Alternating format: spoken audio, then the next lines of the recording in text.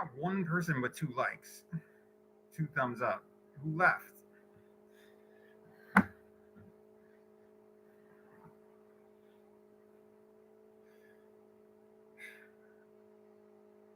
Just waiting for a few more.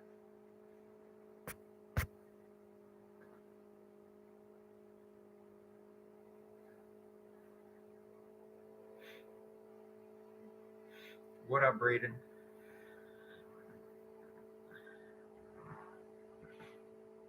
All right, now we're getting up there. 9 people. Kat, how you doing?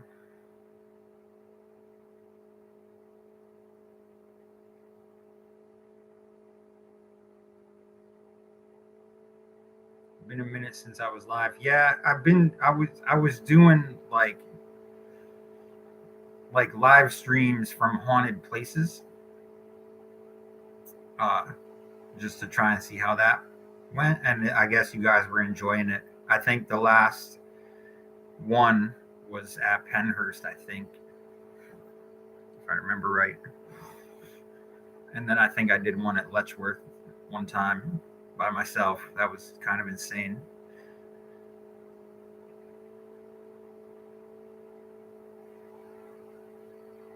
So we got 9 people in here. Who's in here? Say hi.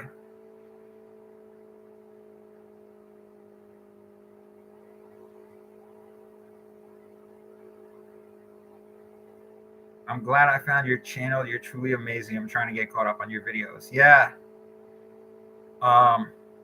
There we go. Now we're getting Jessica Wagers. How you doing? I don't think I've ever seen you before.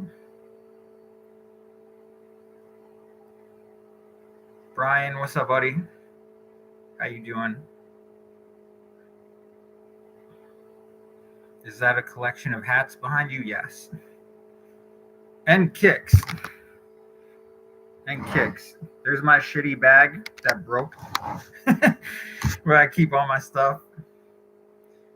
Nice to see you. You doing okay? No, I'm not doing okay. That's the reason why I came on the live stream.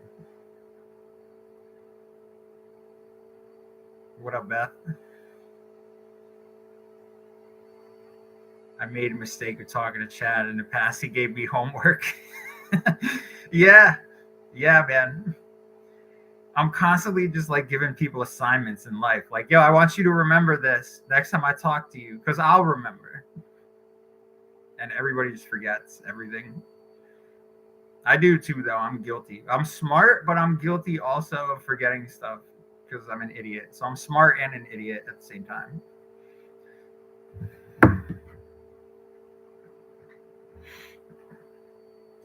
Is that it? We're topping out at 9 people. Usually the longer I go, the more people come in because they get the notification later.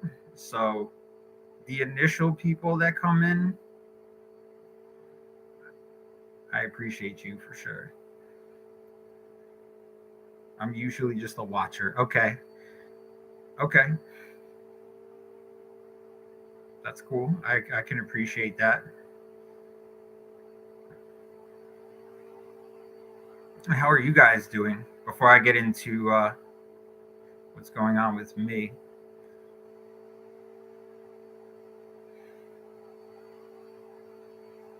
I've missed your videos. We all miss your videos. Yeah, I know. I miss doing them. But right now, once again, I'm not doing good. And this time it has nothing to do with me personally. I mean, it kind of does, but it's more so just something that happened that really has me kind of like just in a really bad mental state. You live in Cali? Oh, man. That's almost as bad as living in Connecticut. It might even be worse. Any state that's a blue state is like horrible to live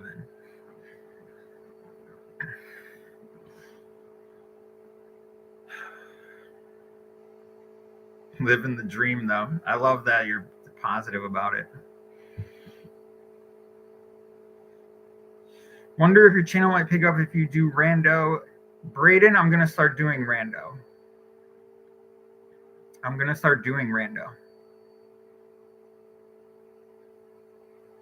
Chad, I had a feeling you were having problems again. It's not me that's... I don't know how to explain this. Good, because Jasco... Jasco is doing, like, haunted, like, woods or something. He's doing something. He's doing, like, haunted cabins in the woods video or something. I don't know what he's doing right now. He's awesome, though.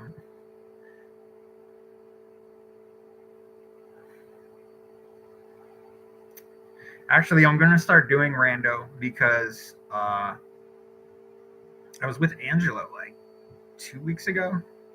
It was a few weeks ago. And we went to Kings Park and we did a rando video. And it was so weird. All this crazy stuff was happening. We found all this weird stuff. Like, whatever's going on with him, with his randonautica stuff is crazy. And I got to like get involved in it for a day. Like, it was weird. It was honestly weird. So I'm going to start getting, because I like weird shit, I'm going to start seeing if I can find some crazy stuff. So, yeah, Angelo and Frank. Frank was the best, man. That was the first time I got to meet him, and he was freaking hilarious. So now he's like on my favorite people list because he's hilarious. Yeah, something is going on. So I guess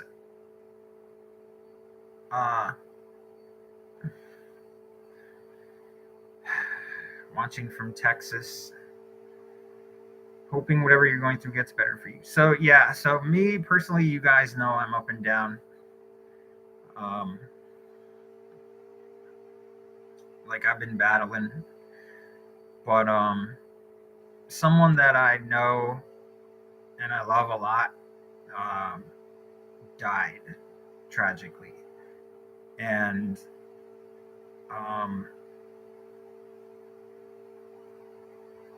that whole thing like really put my head in like a bad space because I love this person a lot, and I don't really know how to explain, like without going into too much detail, like what happened to her. But it was really sad, and for the sake of swearing, it fucked me up pretty good, and I'm still fucked up over it. So it seems like anytime I'm trying to get back going again, something really bad happens. So it's really up and down. So I at least wanted to do a live stream to talk about her because she was somebody that I really cared about a lot, and so you know, it just pains me to talk about it because our story isn't very long with me and her, but we were kind of on the same like emotional level in our lives, and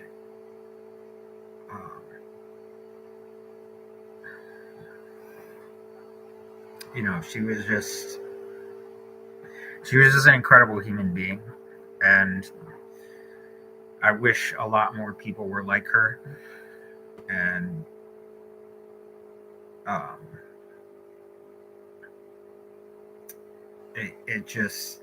it's so painful, man. Like, it really is painful to talk about it.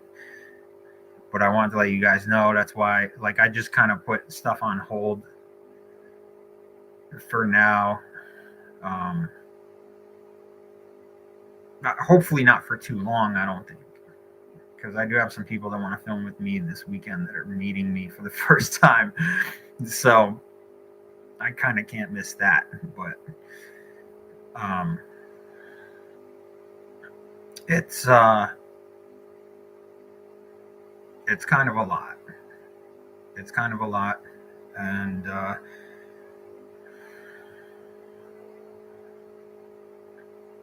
just don't even know what to say.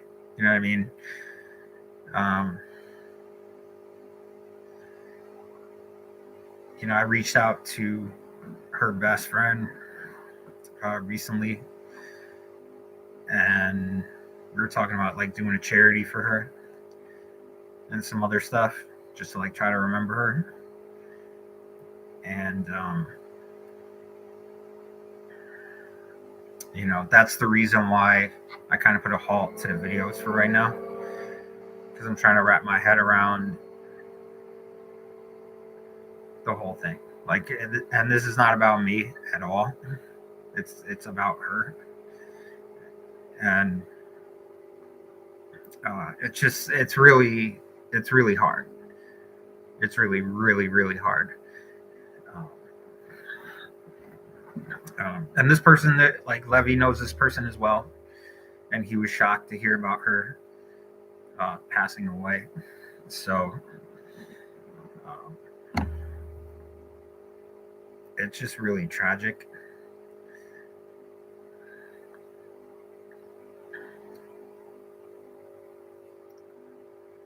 Um, yeah, I mean, it's hard to get into it and talk about it because I don't, for just respectfully for her, like I don't want to put her out there, you know.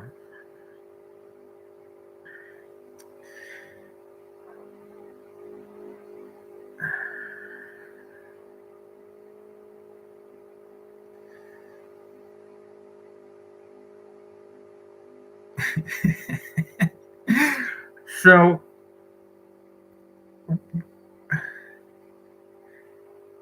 I mean, for a short story, that's pretty funny.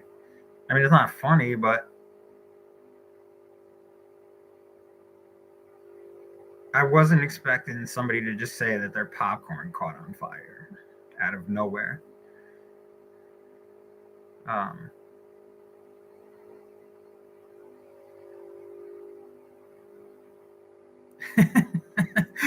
Man, I love like silly, stupid shit like that, where it's just two sentences of this is what happened and it was hilarious. But even though that's not that funny, but it's kind of funny.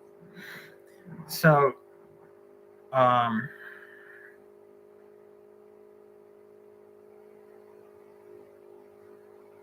just sit alone for a whole year. Yeah, no, man, I can't just do nothing for a whole year, man. I'm even though I'm not doing videos right now, I'm still like on the move. I'm all over the place. I'm still doing stuff. I'm venturing into different things, trying to make money. So there's a lot going on outside of just doing YouTube stuff. Um, but this one has me like really gone, just gone to the point where like I'm seeing people that I would see every day and just literally walking right past them. Like my mind's just not even there at all. So it's bad. It's really bad. And it fucked me up pretty good. Like I was telling my buddy about it, and he's like, "Man, it was actually funny to talk to him." One of my buddies, my tattoo artist, who I've known like my whole life, basically, and he was like, "Don't feel guilty about not creating right now. If you got to go do something else, then do that." And I needed to hear that because I've been feeling guilty about not making anything, because I've been kind of like 2 weeks of no videos. Then I'll do like 4 videos, and then I'll do a month with no videos. So I disappear for periods of time, and I hate that because I want to put stuff out for you guys. So I hate that. Like I overstress myself thinking about wanting to go do stuff and then not doing it because of this or that or whatever. Um, but he was like, man, he's like, I could hear the pain in your voice just talking to you, you know? So, um, yeah, so I guess let me tell you a little bit about her. Um, she was somebody who uh, was a fan of mine, and uh, so I think she met Levy first. I don't remember how the whole thing went down. I remember Levy saying to me one day, like he's like, yeah, I'm exploring with these girls, and they love your videos, and they want to meet you. And so I was like, oh, okay, cool, whatever, you know, like, awesome, let's do it, you know. and uh, and then later, I guess, eventually, we got in contact, and I started talking to her, and she was. This is probably like a week before we were supposed to meet, and uh, she was one of those girls that like wanted to be huge on TikTok. So like she wanted that attention, and uh yeah, she loved it. She loved the attention. So we got in contact, and then I remember before we met, I jumped on there and I started following her, and then she was doing like these TikTok battles or whatever cheesy thing, and then I jumped in there and she's like, "Oh my god, it's Chad," or whatever, and I'm like, "Yo, I'm just a normal human being. Like, don't make it seem like I'm God or something." And but she was like ecstatic about it, and she kept talking about it. She's like, "I'm going to meet him next week. I can't wait. You know, like this is gonna be amazing. Like he's awesome and all this stuff." Like she was so like excited, right? And like telling all the other people that were following her about me and stuff. And I was just in there like, "Oh, hey," you know, like here I am, hi, whatever. Because I'm not like that, you know. I was just like, "Oh, that's cool, hey, whatever." And um, you know, and then we came. I think she came out here for like 4 or 5 days. I don't remember how many days it was, and uh, she was amazing, dude. Like she was so funny and like fun to be around, and just like super ecstatic about everything. And we just had a really fun time. Like we went and explored a bunch of different places. Went to the beach. Like we just hung out, right? And we had a blast. Like we went to all these different. We were trying to sneak in all these different places, you know, and uh, it was just a lot of fun, man. And I got to know her, and she was just an amazing person, a really amazing person. Um, but she battled. She had like a chronic illness, uh, along with depression, which I can totally understand, as you know. And so I got to know her over a period of time, and uh, and she actually stayed here. You know, like she stayed in my house for a few days because I wouldn't let her. I don't want to say I wouldn't let her go home, but she knew like she was trying to leave one night, and I was like, look, like it's the middle of the night, you know, you're driving 4 hours to go back home. I don't want you to fall asleep while you're driving. Like, it's fine if you stay here. Like, you don't have to feel guilty about it or any of that stuff, you know. And you know, so she wound up staying for a few days, and we wound up going to a bunch of different places and just hanging out. And I absolutely loved her, man. I loved her to death. And so, um, you know, but I always felt like this need to take care of her, because emotionally she had been hurt before, which I totally get. And we just, like, I was telling her friend, I was like, yo, we were on the same like spiritual and emotional level in such a short period of time, so it was crazy how like she was so ecstatic to meet me, and then we wound up being so similar in life, right? Maybe not to the extent, like, she was going through a lot of like physical pain, and obviously I don't understand that part of it, but the emotional stuff I totally get. And so we got along really well, and we had a blast when we were together, and we went to a bunch of cool places. And eventually she left and went home. But then later, like, she would always call me, like, yo, I'm outside this abandoned hospital, or I'm here, like, can you give me a location for this? Like, we just got along, and she was ecstatic about trying to become like a photographer. She loved taking pictures of the places that we went to, and that she wound up going to,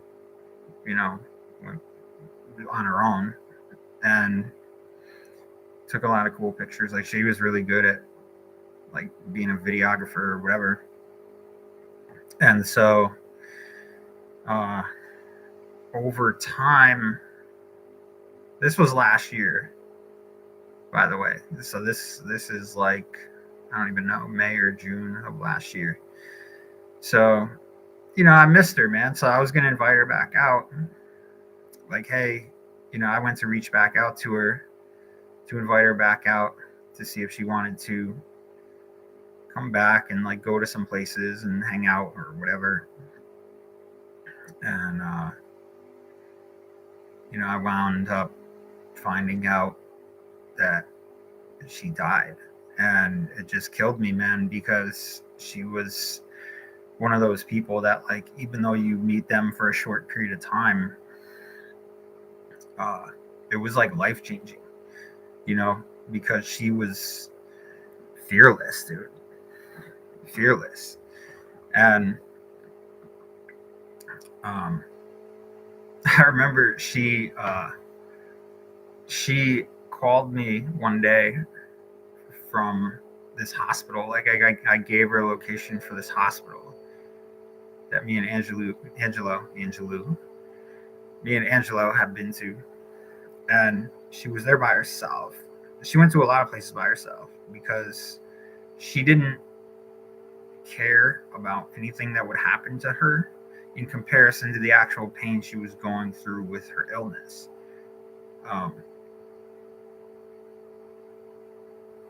And that's pretty deep.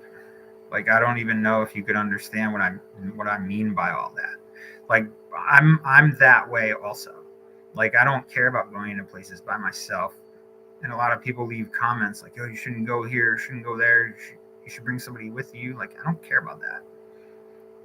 Because when you go through a lot of emotional pain, to you, nothing hurts more than that. So somebody could straight up kill me, and nothing would hurt more than the emotional pain that you've already felt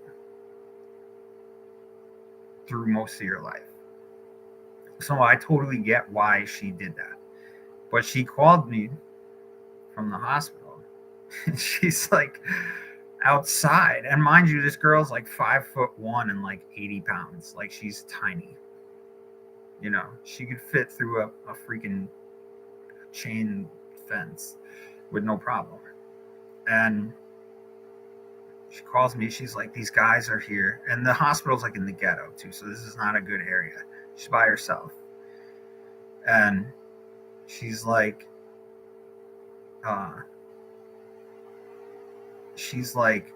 these guys are like trying to lure me inside, and I think they want to like RAPE me. And I'm like, yo, you got to get out of there. First of all, like, I'm glad you called me to tell me that you were there. You need to leave. And she's like, oh, well, I don't know. And I'm like, no, there's nothing to talk about. Like, you need to get your fucking ass up and leave right now. So I think she eventually did. But in the meantime, before she did that, she had to, of course, make a TikTok video about how dramatic the whole experience was. You know, standing right in front of the hospital while these guys probably could have killed her in the middle of the street. Thank God she didn't go inside. But she wound up leaving or whatever. So she was ballsy, man. She was real ballsy. But in the end, I think ultimately the pain that she was going through overtook her in general. Like, I think it was enough. It was enough. And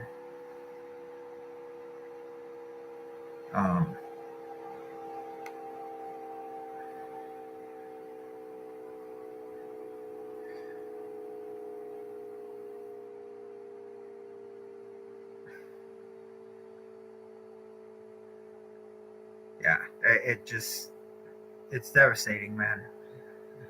It's devastating. So,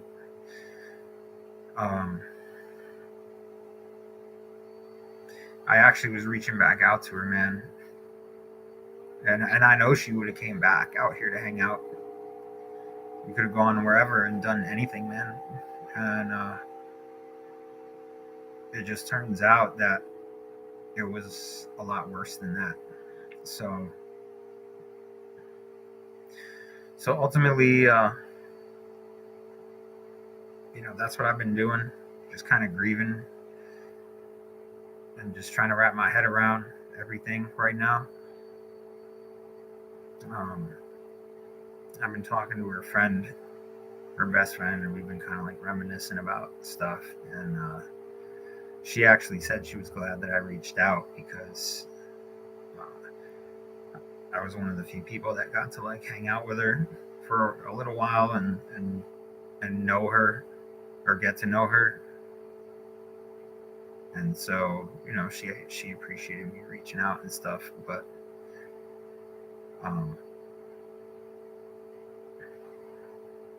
it's just been a real rough time, and that's why the videos have slowed down again.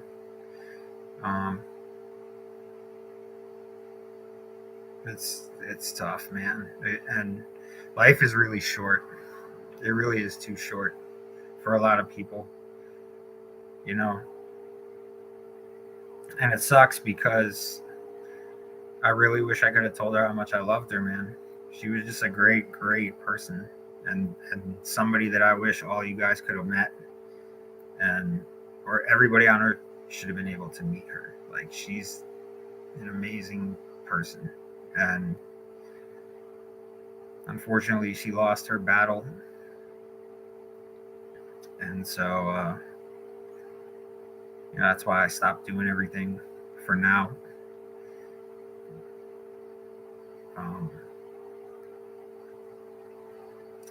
I'll be getting back into doing the videos and stuff. I got a lot of ideas and a lot of time to do stuff, so I'll be getting back into it, but hopefully not too long, because I don't like taking too long of a break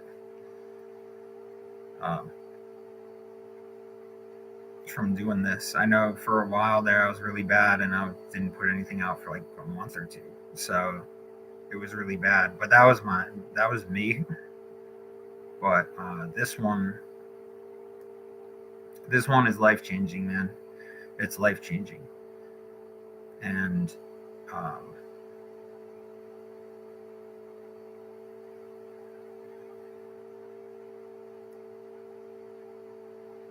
yeah, it hurts, man. It hurts a lot.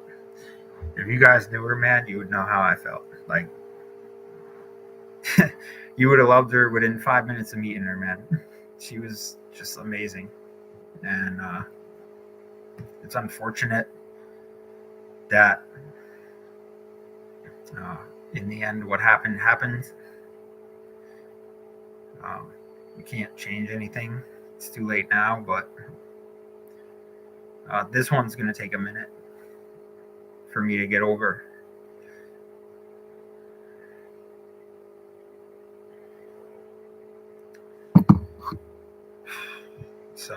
So that's it. I just wanted to talk about that because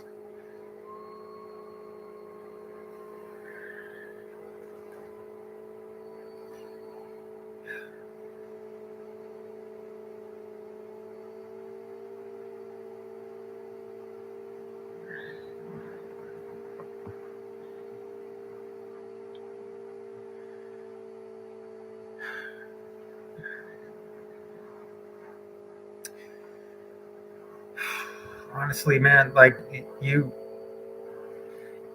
you love somebody, you got to tell them like right now because they could be dead tomorrow. And you'll regret that for the rest of your life, man. If you never said anything, you'll regret it for the rest of your life.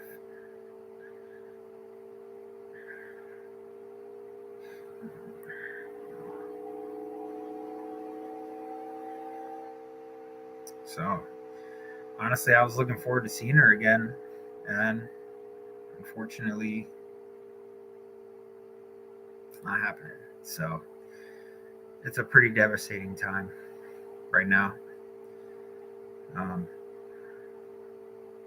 mean, there's not a lot left to say. It's a pretty devastating time.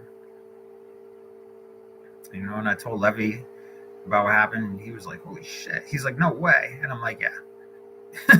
I'm like, "Yeah, she's gone." You know, and man, I could talk all day about how amazing of a human being she was.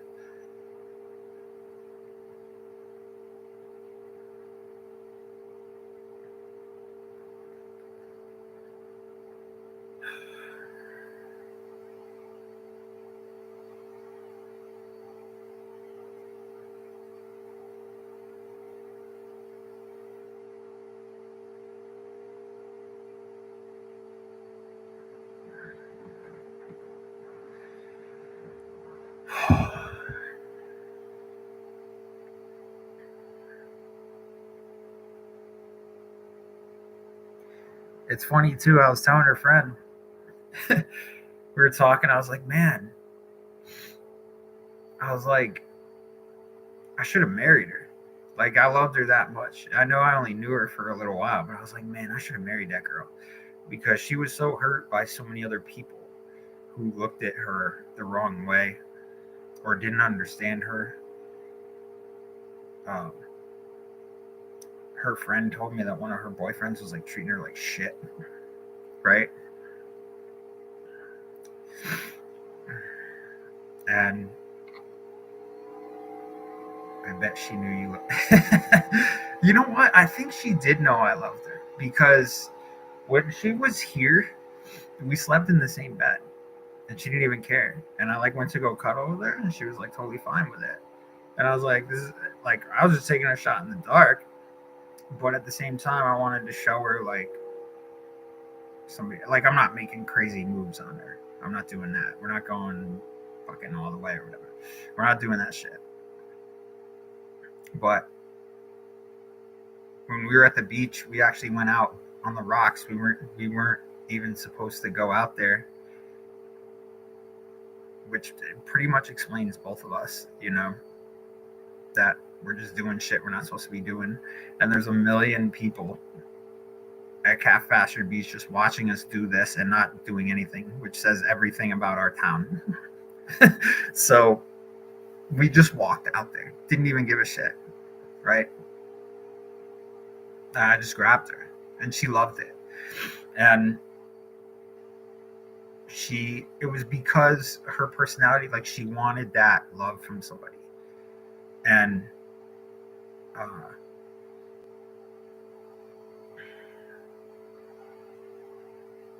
and I was totally fine giving it to her.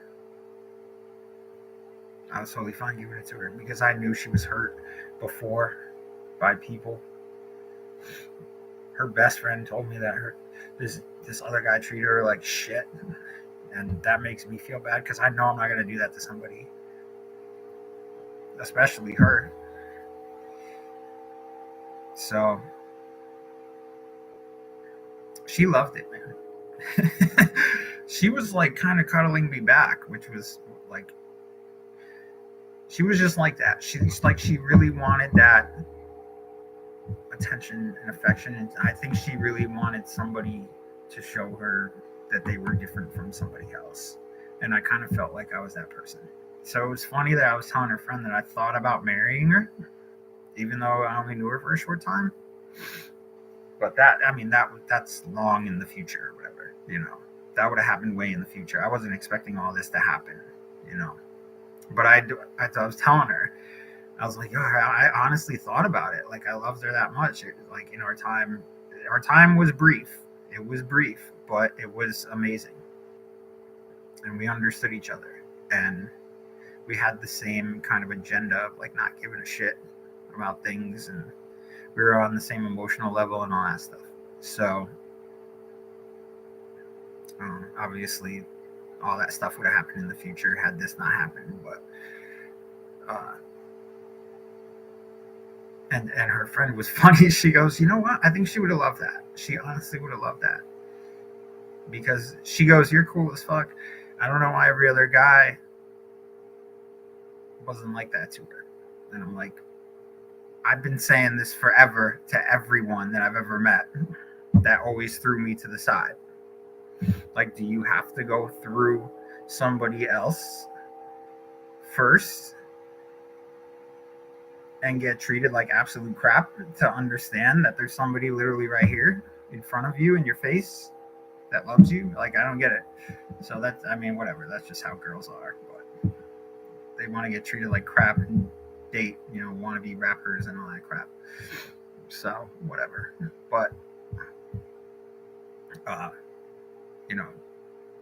I can go on and on about how amazing she was. And it's just, at the end of the day, like, it's unfortunate what happened. And, there's not much I can do about it, except just remember her and kind of go about my life.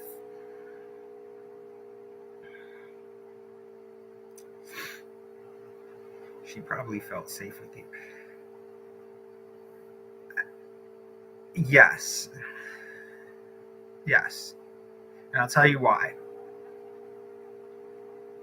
Because there was one night, this was kind of funny, and I've been in this building like a million times.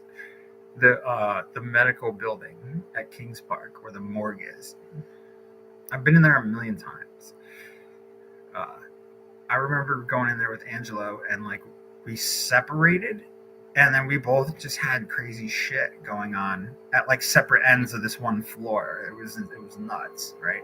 And the morgue was like double-sided, so you could like go in on one side and then like walk out in the hall and come around and go in on the other side.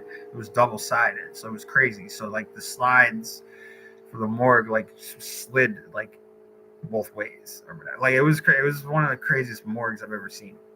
It's still one of my favorites.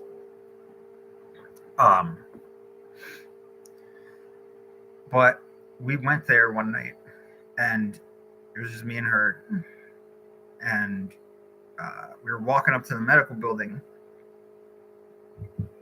and there were these kids, or somebody was inside, like a bunch of people were in there just trashing the place. Like, they were so loud, you couldn't even not hear them from a mile away.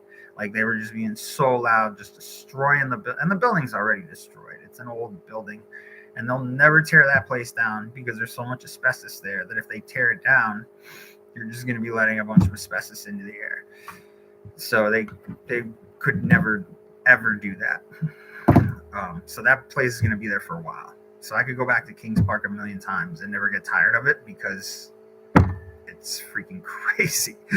It's insane.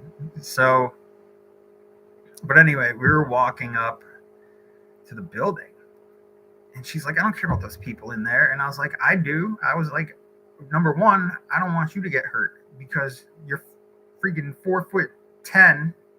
I'm exaggerating. She's tiny, but I'm like, Maddie, you're 4'10", and you weigh like 90 pounds tops. Like, I don't want you to get hurt. Like, I had to protect her, you know. And she's like, no, let's go. It's gonna be fine. I'll talk to him. And I was like, you're gonna talk to him. This was like her funny side. She's like, I'm like, you're gonna talk to him?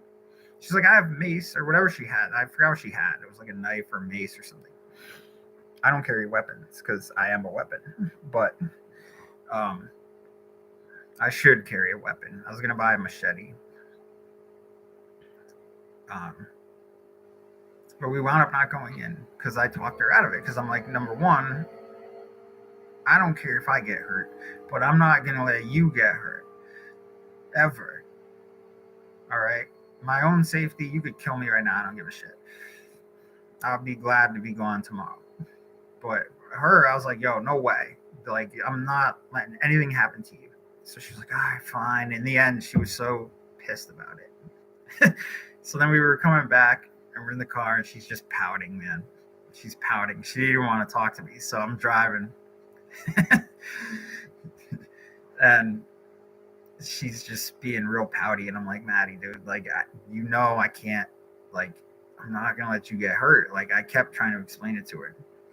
So, yes, I think she knew that I was going to keep her safe no matter what at the end of the day, no matter what the situation was. So, I think she knew that. Sounds like she knew how to take care of herself. She did. She was crazy, though. She would just go in places by herself and not give a shit. You know? Not give a shit. Especially the one hospital. It was in the ghetto, dude. She's by herself. She's like, these two black guys are coming up on me. They're trying to lure me inside. They're telling me about how their friend is coming now. And I'm like, Maddie, you got to get the fuck out of there, man. Get out right now. Leave. I was about to get in my car and drive there, but I would have never made it on time because it was 2 hours away. So she wound up leaving, thank God. But yeah, she was, man, I don't even know, like,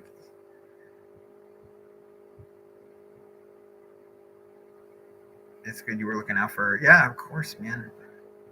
Anybody that I love, yeah, I'm looking out for, you know? No doubt. Like, it's without a question. Without question. So, and that's how I always was ever since I was a kid. Everybody else before me. I don't care if I get hurt. I'm not letting anybody I love or any of my friends or anybody get hurt before me. I'll take a bullet for any one of my friends or family.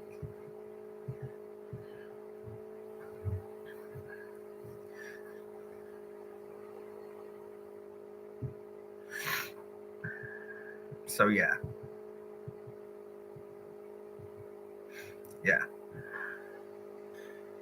So actually, it was funny. I don't know if you guys remember. I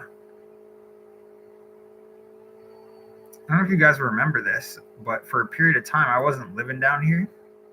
It was getting remodeled, this whole area. So I don't know if you remember that from back in the day, like 2 years ago or something. All my shit was like over there. It was over there, and I had to empty everything out of here and move upstairs because they were remodeling because there was a flood here. And so when she came to the house and stayed here, this is a couple years ago. Jamie, this is a couple years ago. So this is all brand new stuff. It all got remodeled. And then I had to rebuild the TV and everything. And so we were sleeping upstairs at that time. So we would come in the house, go upstairs. We were hanging out. It was so hot, dude, because it was the middle of June or whatever. There's an AC up there. But still, it was like scorching, man. And so um, she stayed up there, like, with me, you know? She was here for however many days. And I swear to God, dude, yesterday, this happened literally yesterday. And I've been meaning to go up there because I still have stuff up there. I have like old relics up there that I found from all the abandoned buildings I've been in. So like the first thing you see when you walk up the stairs is like this toy Tommy gun that I found in Creedmoor that I kept. It's like a little plastic Tommy gun that I found, and I was like, I'm keeping this shit. So I kept it. So I have like a whole bunch of relics from everywhere. And so I had to go up there to get my other laptop. My other laptop, because I got to clear some stuff off of it. And I swear to God, dude, no joke, this is so weird but creepy. I found her hair, dude. I literally found her hair. And I didn't know what to do with it. I literally just picked it up. Like, it was wrapped around the cord for the laptop. And I'm like, there's no way this is anybody else's hair, because nobody was up there but me and Maddie. So I have it. I feel so weird about it. I don't know if I should throw it away, keep it. Yeah, I don't know. Yeah, I have it. I honestly have it. I don't know what to do with it because I feel like such a weirdo. I'm like, what the fuck? Like, I have this chick's hair, dude. Like, it's so weird. But I just don't know what to, like, I don't know. Am I wrong for keeping it? Am I wrong for keeping it? Because it's weird, man. Like, I picked it up and I knew it was hers immediately because nobody else was up there except me and her. And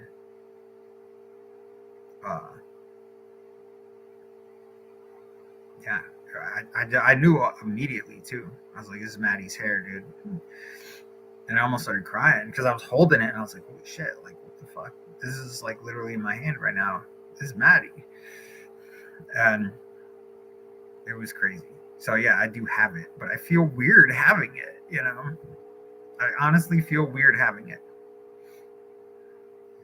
Keep it. I don't know. Dude, honestly, I feel like a creeper, dude. It's her hair, for God's sakes. I feel like a creeper.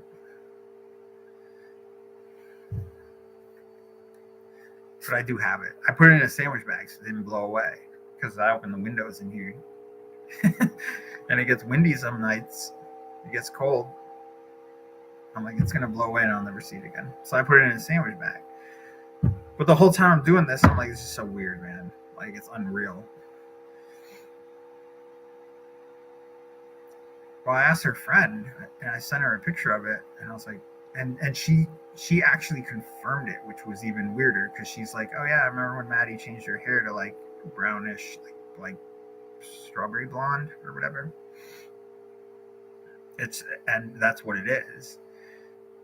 And it's nobody else's. So I literally have it and I just feel so freaking weird about having it. You know, it's bizarre. But at the same time, it's like a relic, kind of. I don't know. I don't know how I'm supposed to feel about that. I don't know how I'm supposed to feel about that. It's a weird situation. So I don't know. And I'm actually gonna go out and visit her gravesite, probably in a couple weeks, and bring her flowers and stuff. So yeah.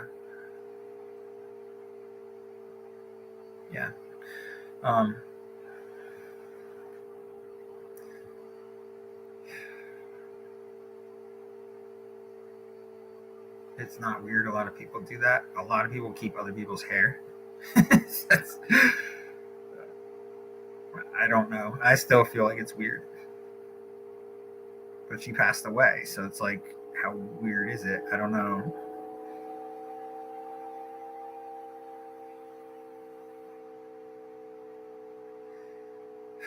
Put it with a a picture. I don't have any pictures of her, man.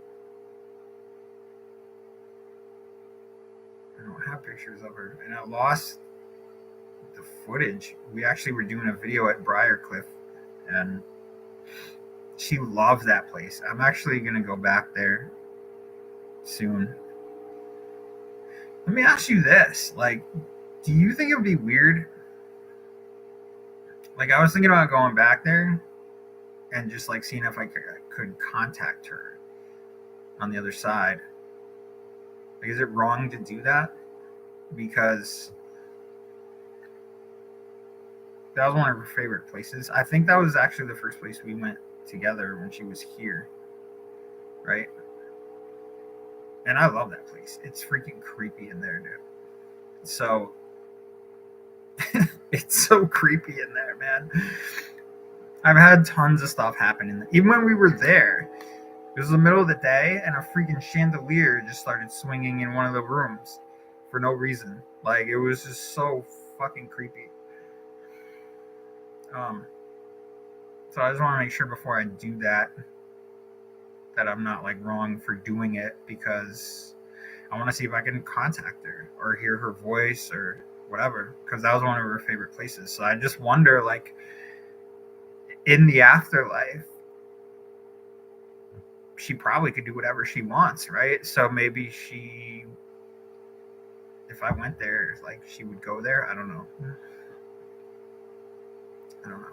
I'm like caught in between on so many things right now on what to do, because my mind is just like mush over the whole thing. So I just didn't want to make it weird and then have people be like, why the hell did you do that? Even though I kind of don't give a shit what people say anyway, but whatever.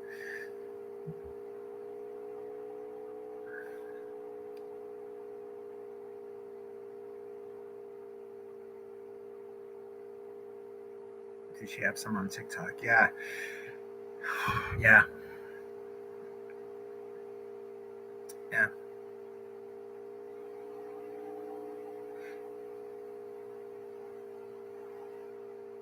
You should see her TikTok, man. She's she was just beautiful, man. Like, beautiful eyes. Her smile, man, could light up a room. Like, if you didn't even know her and you saw her smile, you would melt. Like, she was just beautiful, but like, not just physically beautiful, like a beautiful all around human being, you know, a beautiful all around human being.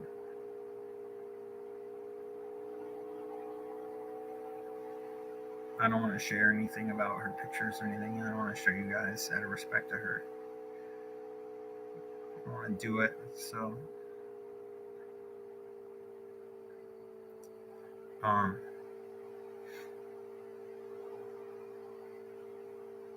yeah. I actually I deleted TikTok for a while because it's just so, like, TikTok is addicting. It's addicting. Like, because I like laughing at stupid shit, I would just scroll and scroll and scroll for hours, and then I was like, I'm not doing anything productive at all right now. And I'm like sitting here and I'm like, this is exactly what China wants. They want us to sit there like morons and just scroll and scroll. Even though it's funny, it is so funny. There's a lot of really stupid shit, but after a while, your brain just, like, you can't take it anymore. Like, I don't know how people can just sit on there all day and just be TikTok famous. Like, how? Like, my head almost exploded from sitting there scrolling on TikTok for hours. So I deleted it, right? But then I recently, you have to have some humor down. Yeah, you do. There's some funny stuff on Facebook Reels and on Instagram Reels. There's some funny stuff there, but TikTok is just,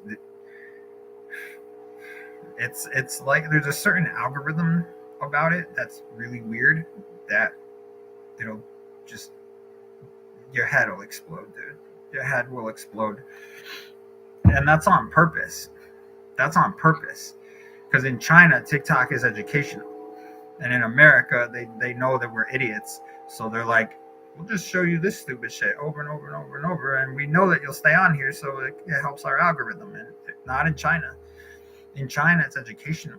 They want people to learn how to do stuff. So they show them videos of like how to do this and how to build this and how to do whatever. Like, it's so different. They did that on purpose. So that's another reason why I just was like, I can't pay any attention to this. You know what I'm saying? I can't pay any attention to it.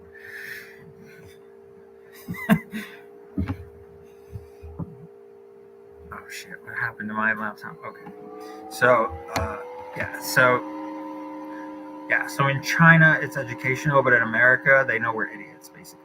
So they show you a certain thing,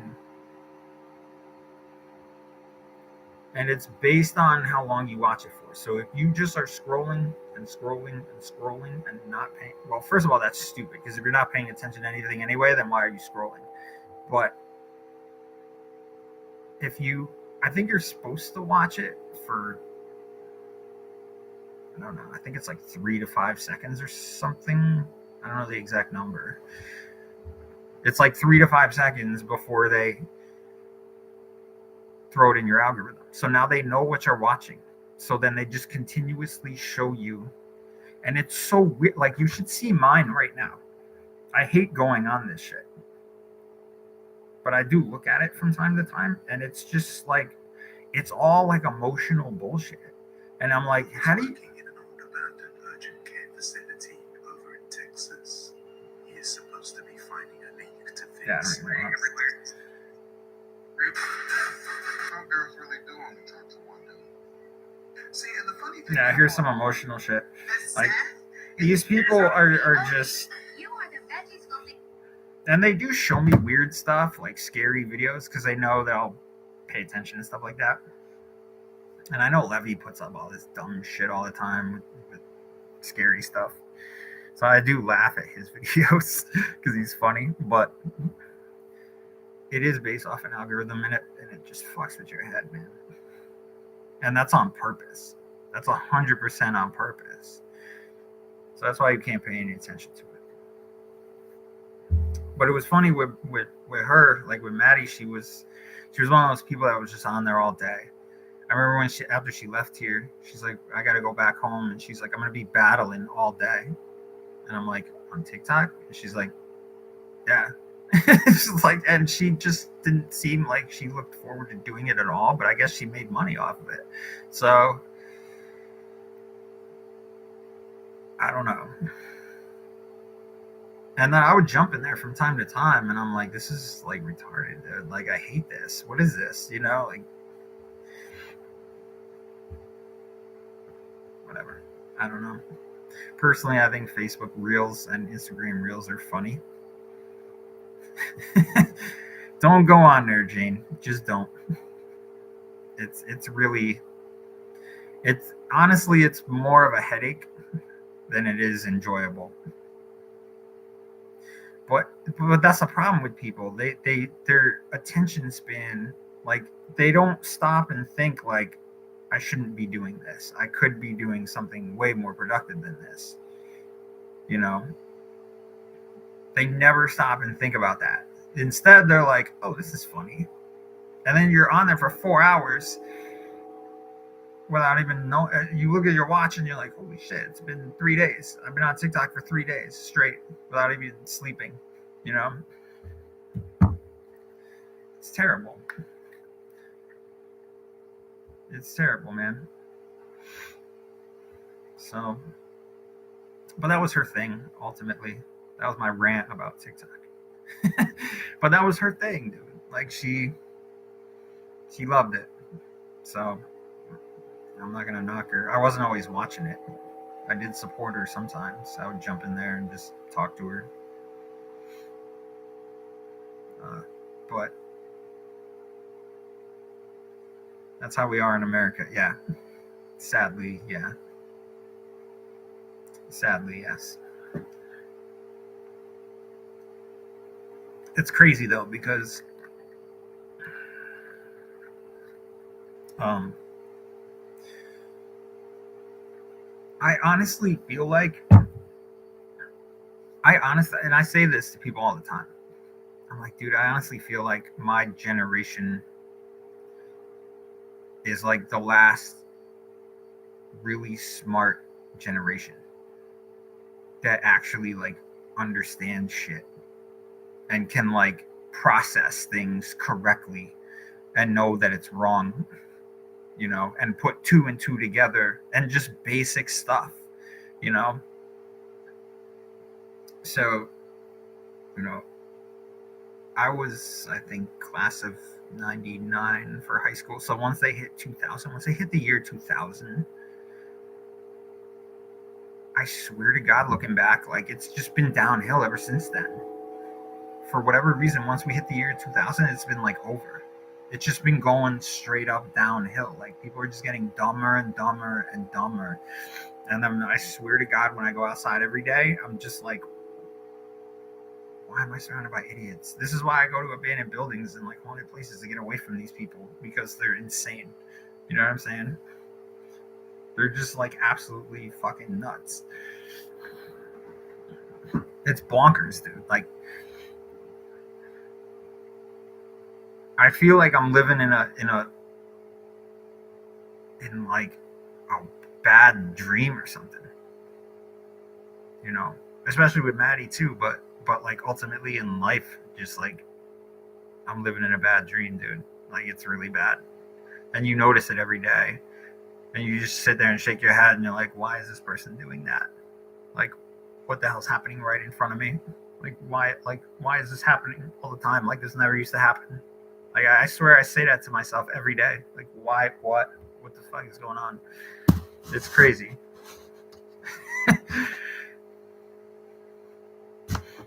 I was having a conversation with somebody yesterday. They said that every generation gets more ignorant.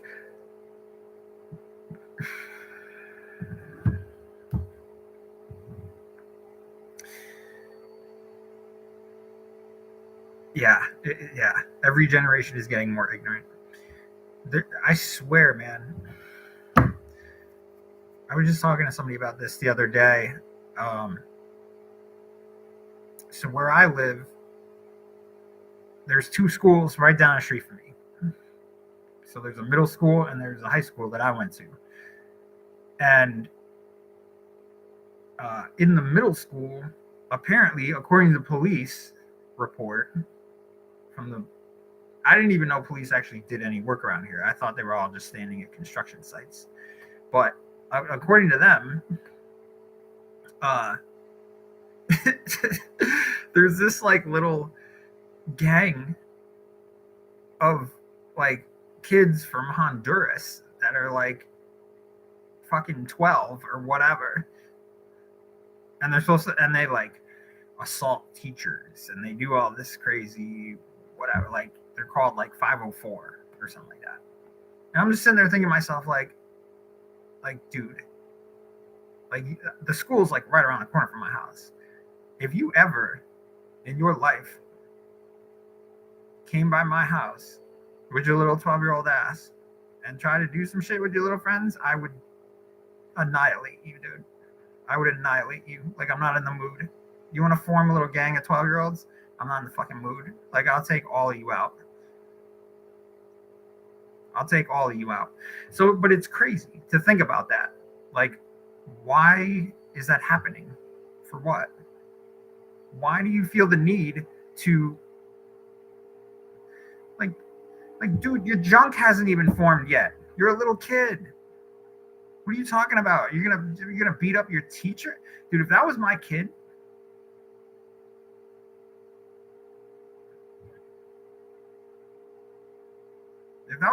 dude, you're done. You're done, dude. You're done. And that's the problem. There's no discipline. There's no disciplinary action anymore with these kids. The parents are like, oh, you stabbed your teacher? Oh, cool. Here's a cell phone. No, here's my fucking fist up your ass. And you're not leaving the house for the next 10 fucking years. You could be locked in your room, like a padded room.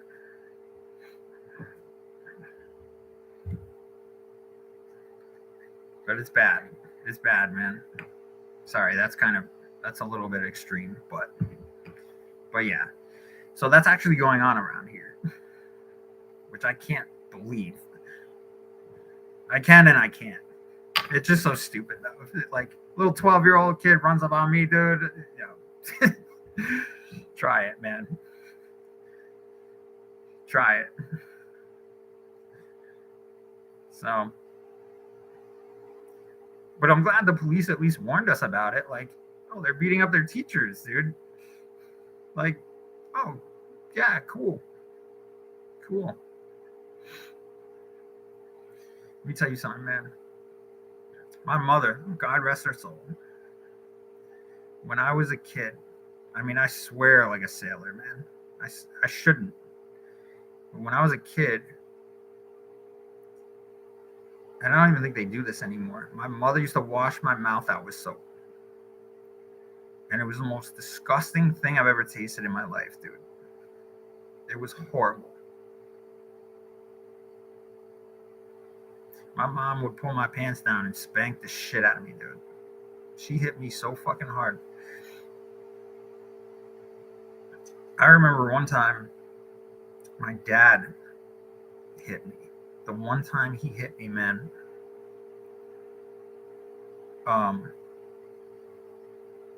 it was because I was disrespecting my mother. And of course, like later in life, I loved her. I always loved her, but like when I was a kid, I would talk back to her. Right? I remember my dad, he didn't have to like go 50 times and hit me. He hit me once. And that was it. That was all it took, man. He didn't whip out the belt. He didn't do none of that shit. He straight up made a fist and he fucking knocked me so hard, dude. I never talked back to my mother ever again. Ever. After that. And that's what these kids now need, man. You need an ass whooping. You need an ass whooping. Yeah, but yeah, my mother used to wash my mouth out with soap. And it was gross, dude. Gross. I'd like to see one of these little bitches today get their little fucking mouth washed out with soap. Because they deserve it. They deserve it.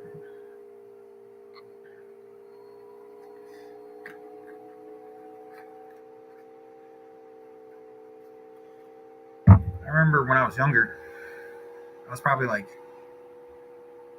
God, I don't even know. I think I was in high school. I have no idea how these kids knew who I was, knew my name. I have no idea how they knew. But there used to be a group of 4 or 5 kids. Same little group. I think it was like 1 girl and 4 boys. Little losers from the middle school.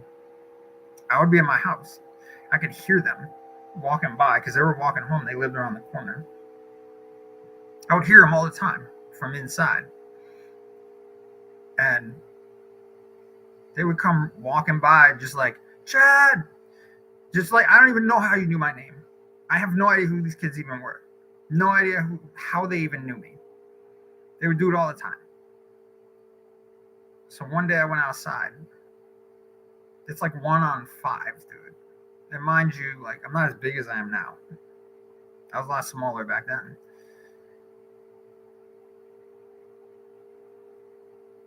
I swear to God, dude, I walked right outside. Walked right up to him.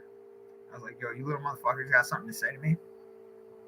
Had nothing to say to me. Because they didn't even think I was going to come outside. Right? And that's how people are. They're just like, when you're confronted with shit, you just bitch out. Especially when you're a little kid. Right? So I confronted him. I don't even remember what year this was, dude. This is probably like 1998, maybe. This is so long ago. Them kids never walked by the fucking house ever again after I was done with them, dude. I don't even remember what I said to them. But they took an alternate route by the time I was done with them. And that's all you need to know.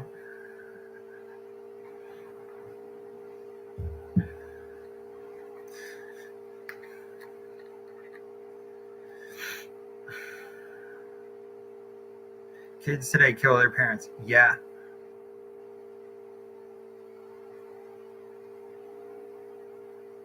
Yeah. Take away their phone, their video game. Let me tell you something, man. My mother like almost forced me to go outside. Like I don't want to go as far to say like she wouldn't let me do shit, like play video games or whatever. But we didn't have cell phones when I was a kid. So she basically like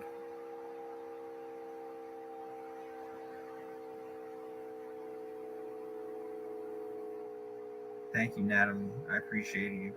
I appreciate you a lot. How do you say your last name? Seichter? Did I say that right? My mother almost like made me go outside, and that's why I'm so adventurous to this day still, because I fucking went outside. I went outside, and I was always like that. I was always adventurous, whatever, right? I hated being inside, dude.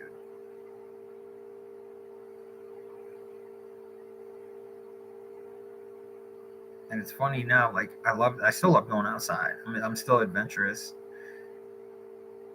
but the world changed a lot. The world around you changed a lot. So it's like you're almost trying to escape it in a sense. Like it's such a bizarre world now.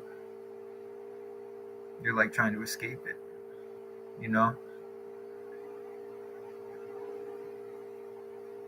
That was Maddie too. She was just, I'm gonna go explore everything. And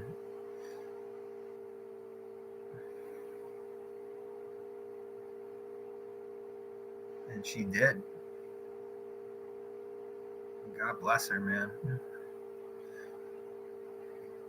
Sorry, I got a little fired up there about them little bastard kids. Little bastards. Trying to talk shit and act tough. You're like 11, dude. Calm down. I'll step on you.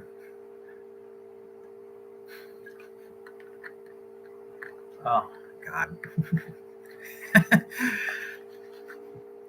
Oh, my God. Yeah. So anyway, the whole purpose of the live stream was to talk about Maddie.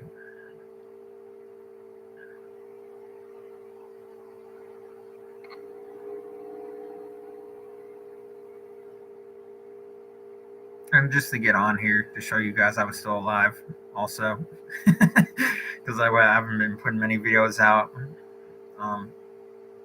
It's just been a kind of a crazy time right now, and so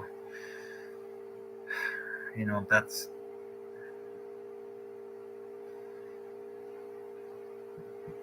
I'm just dead, man. I'm dead. My mind is like gone, my mind is gone. I'm so spaced out and just gone right now with everything.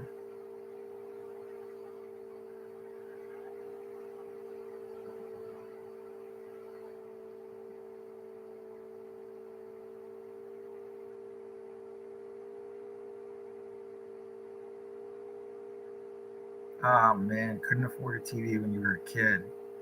You didn't miss much, man. Even TV now is stupid. I don't even watch TV. I hate it.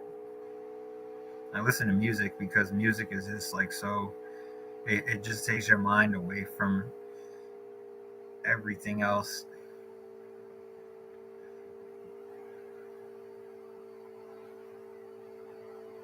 Although I did sit here the other day and watch Cocaine Bear, and I enjoyed the shit out of it. It was hilarious. So that happened, but other than that, it's pretty much just music for me because it's just an escape from the world, you know.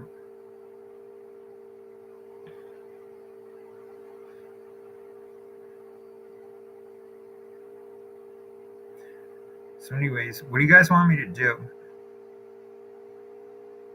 What do you want me to do as far as like videos? I know Braden mentioned earlier to do some rando stuff. I have it. I have the app. I used it once when we were in Baltimore. So I'm probably gonna do some rando stuff. You know, I will get back out there and start filming. I think it'll help me get my mind right again. Um, but it's just hard to not.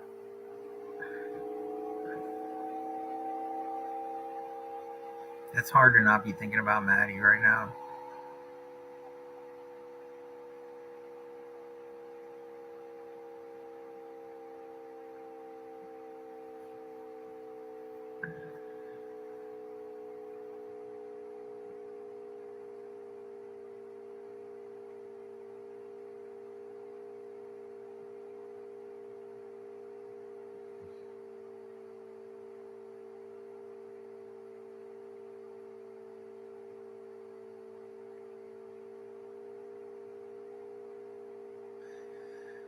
Yeah,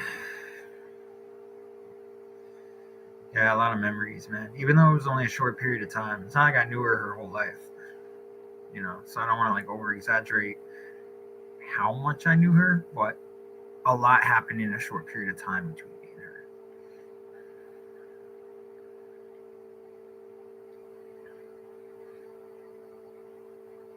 Keep active, yeah, yeah, dude. Trust me, I got all my shit here.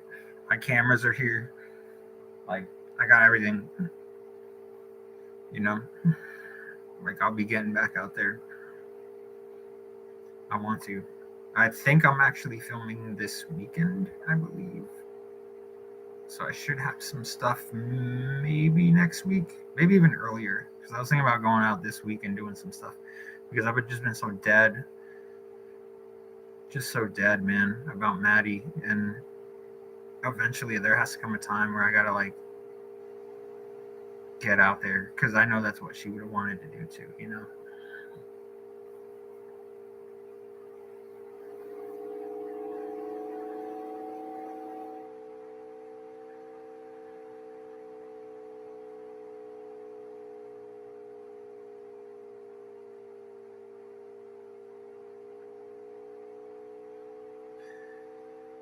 Yeah.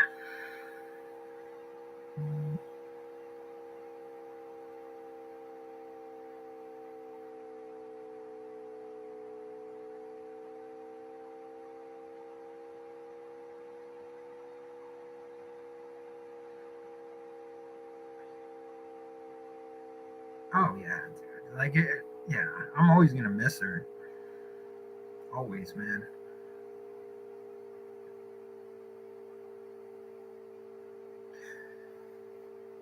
It's crazy how like people can have such an effect on your life, man. Like if you take a step back and you think about uh, why why do you cross paths with certain people in your life? What do they what do they have to offer you? Like what is the reason why you ran into this person or that person? Or what is the reason why somebody said this to you or somebody said that to you? Like it's crazy because you want to act like you don't want to sweat the little things in your life, but then if you look at it from a broader perspective, sometimes it gives you a different view of, uh, of why that person was there or whatever. I don't know. I don't even know if that makes sense, but I was thinking about that. Like, she definitely ran into me in my life for a reason, and I ran into her as well for a reason. And the other reason I feel so upset and heartbroken is because I felt like I could have saved her, man. I could have saved her.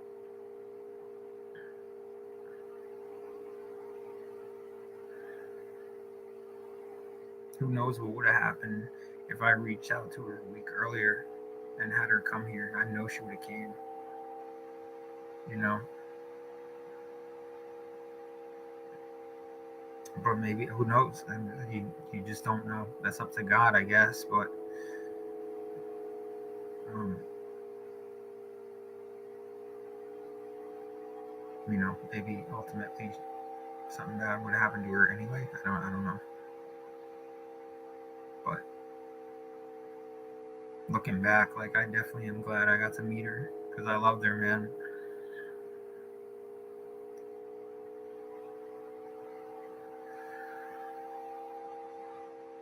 Is that a computer fan in the background? It's something. Yeah, my laptop is like, I don't even know what that is. I don't even know what that sound is.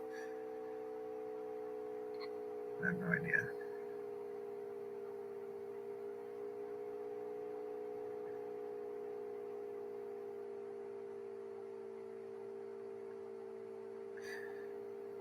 Yeah. Yeah, I'm able to talk to. I've talked to a few people about it, and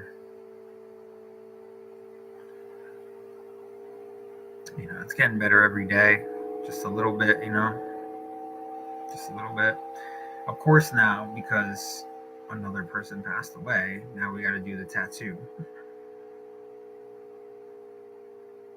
because you know, you can't not do the tattoo.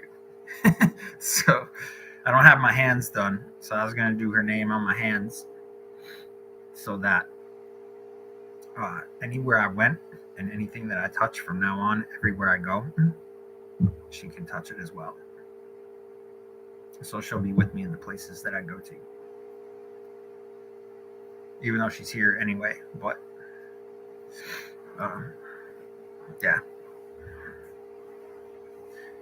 So the reason I was thinking the hands is because it's significant, so that she, because she touched my life. So anything that uh, I touch from now on with her name on my hands would signify uh,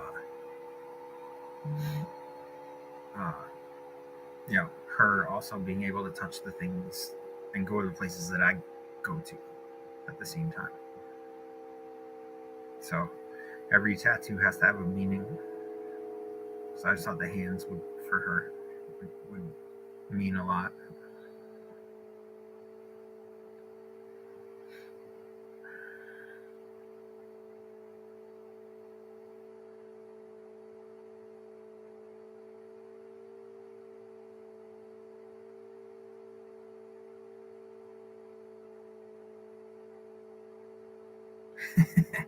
Yeah, she knows, man. Wherever she is, she knows. She probably knows I have her hair too. She knows, man.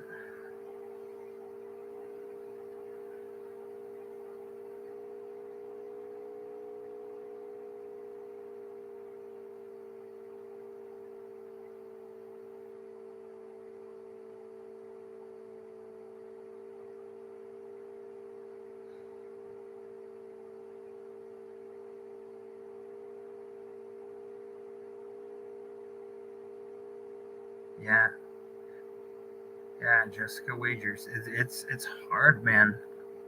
Like, I've only lost a few people in my life, but this one stings a little bit differently.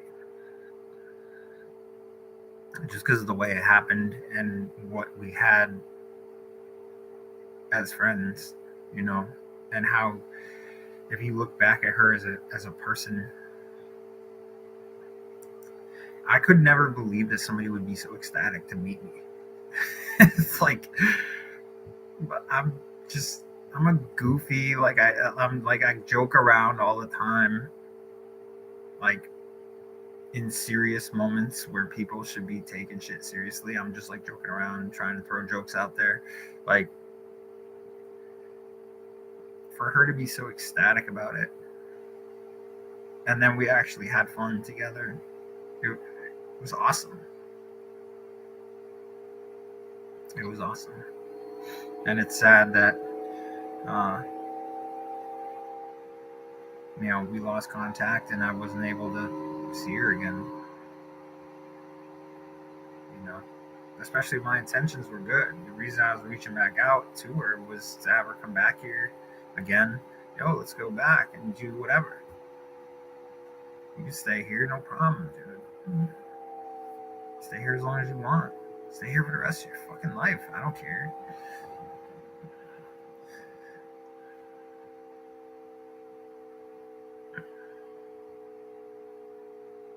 I was gonna say I have a tattoo that reminds you of her. Yeah, so I have so many tattoo things I have to do right now. So my boy, he lives in Maine.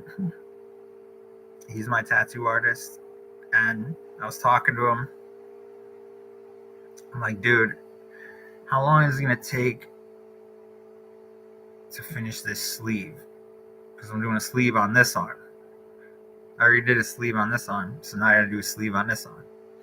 We already started it, and I haven't seen him in forever because it takes me 5 hours to drive up there. But I always have a fun time. We have a blast every time. Like we just get hammered. We just get hammered and stoned, and just rock out, man. So I asked him. I said, "Man, how long is it gonna take to finish the sleeve?" And he goes, and I told him I was like, I'm thinking about coming up there for at least a few days because I usually only go up there for the weekend so I can come back and get back to work. But I make my own schedule, so I told him, I'm like, dude, how long do you think it would take to just finish the whole damn sleeve? And he goes, it would probably take about 3 or 4 days and about 15 hours a day. And I'm like, 15 hours a day for 4 days? What? He goes, it's because of the coloring, right? Because there's so much coloring in it that it's literally going to take that long. I could do it, you know. I went up there one day, this is years ago, and I sat there the whole day and just got ink from him all day. And I remember him posting something like, my boy just toughed this out the whole day. And it's like, yeah, man. Yeah, no problem with a burning needle that's just stabbing me all day long. No problem. But once you do it 50 million times, it doesn't even hurt anymore, It doesn't even hurt. You don't even feel it because you're so inebriated that you're just like, whatever, man. They tell you you're not supposed to drink when you're getting tattooed, right?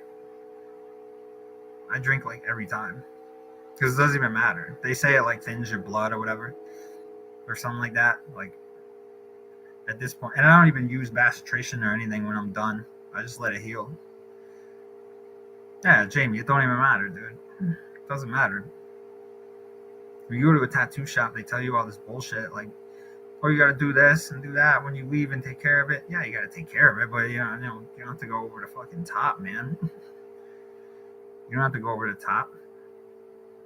Simple soap and water, dude. Just take a shower. every day. Simple soap and water, and you're good. You don't have to throw, because basically, if you throw a 10,000 pounds of bacitration all over it, you're gonna smother it, and then the coloring is gonna get all fucked up, and then it's gonna look stupid, and then you would have wasted your time. There you go, lesson learned for the day. You guys learned a lesson about tattoos. So when you get a tattoo, you don't have to throw 8 million pounds of bacitration all over it.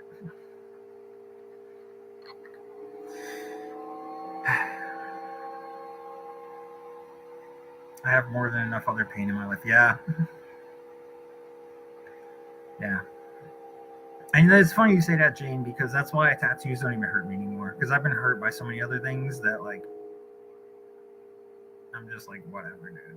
Burning hot needle stabbing me for 8 hours, I don't care. Whatever. Doesn't even bother me. Plus, you feel a sense of, like, accomplishment when it's done, because you're like, oh, shit. Like, I sat through that for so long. Like, I always thought tattoos were sore the next day. Yeah. Yeah, a little bit. Like, they peel and stuff, and you're not supposed to scratch them. Like, it'll itch you. You can't itch it. So that's kind of annoying. But like I said, once you've done it 10,000 times, you don't even feel it. And I'm guilty of scratching it when I didn't need to, but it didn't really do anything. It's not like I scratched it a lot.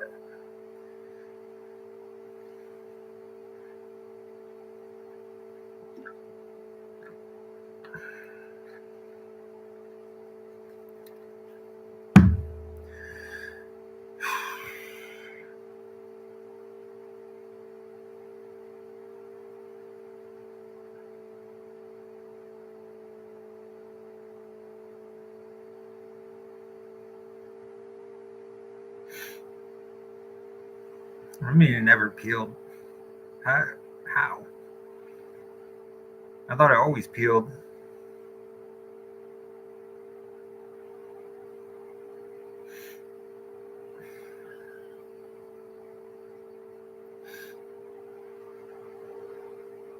Hey, Jennifer. Sorry, I see you. I do see you. I'm sorry.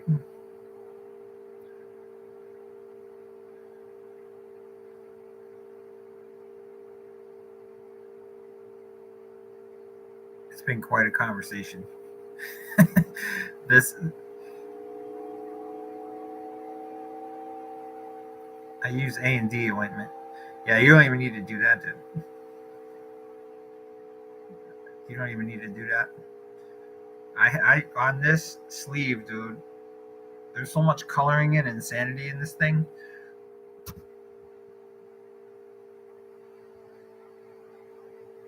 That never put one drop of A&D ointment on it. I couldn't even tell you the last time I used A&D ointment on a tattoo. Maybe when I was a little rookie and I got my first tattoo, like 20 something years ago, but not lately.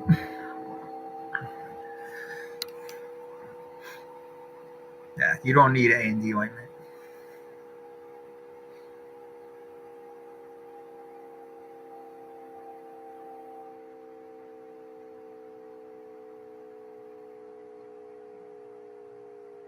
There you go, Kat. See, me and Kat are on the same page, man.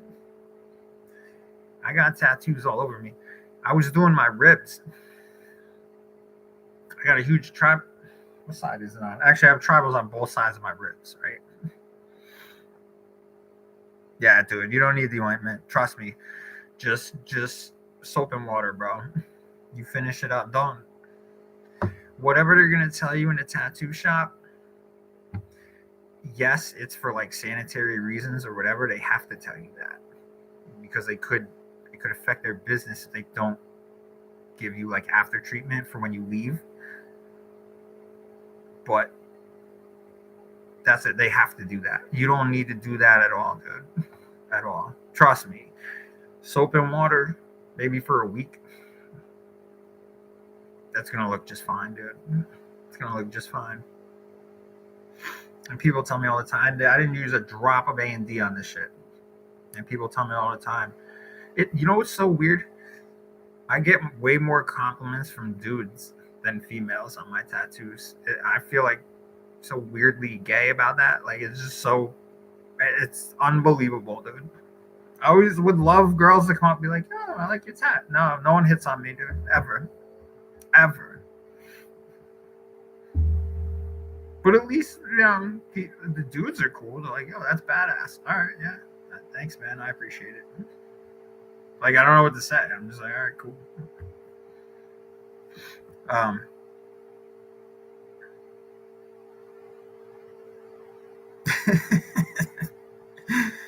yeah. So, you got a tribal band around your arm on the Vegas Strip, signing my life away. Yeah, dude. That's why I like having my own tattoo artist because I don't have to sign no waivers. I don't have to whatever, dude. And he'll give me a way better price because I know him.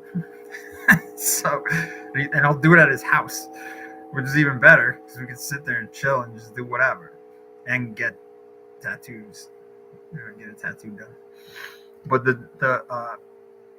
I remember doing the tribal. Oh yeah, the wrist, dude, the wrist part of this one was so painful, dude, because there's nothing there. It's so thin there. That's why it hurts so much. That's why it hurts so much. They say on bone hurts, but I was doing my ribs, and so I got a huge tribal on my ribs, and I'm not the biggest guy in the world. Like I don't go to the gym. I'm not like a meathead. I'm not one of those people. I'm not gonna work out. You know, I'm not a big guy. I don't want to look like one of those steroid abusing fucking losers or whatever. I don't want to look like that. I could be just as chill by myself and still have more tattoos than somebody who's 350 pounds. And that's exactly what happened. This dude, I'll never forget it, man. I was doing my ribs, right? And it was weird because they had me on like the Titanic setup. So I was like laying on my side, right? I'm like this with my arm up. Dude's just tattooing my ribs, right? And I'm just sitting there taking it. And it's supposed to hurt. That's what everybody's biggest fear is, like, oh, I don't want to tattoo anything on my ribs or on bone because I heard that bone hurts a lot, right? It hurts. It's always gonna hurt. There's times, no matter where you're getting tattooed at, where you're gonna clench a little bit and you're gonna be like, oh, that hurts. It hurts for a second. Okay. It happens to everyone, no matter how tough you are or whatever. Um, this dude walked by. Swear to God, he was like one of the biggest guys I've ever seen in my life in the tattoo shop. Big muscle head, you know, drinking protein shakes and doing whatever the hell he was doing, lifting weights. This dude was massive. He walks by me. He goes, dude, you're so ballsy for doing that on your ribs like that. He's like, I would never do something like that. And I'm like, okay. Like, I didn't even know what to say. I was like, that's amazing. Like, how, I'm sitting there thinking to myself, like, how would you never do something like it wouldn't even hurt you. You probably would never even feel it, bro. Like, I'm feeling it. Like, you probably would never even feel it because you're that big. Dude I'll never forget that. I'll never forget that. This dude literally was gigantic. And he's like, dude, I'll never do something like that. He's like, you're the ballsiest person I've ever seen in my life. I'm like, I couldn't believe it. Meanwhile, they're just jabbing me in the ribs with a freaking hot tattoo gun.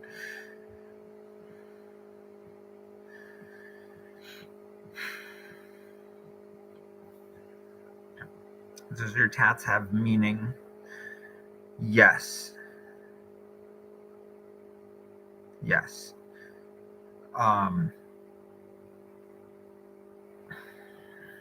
So I got it. Some of them do, some of them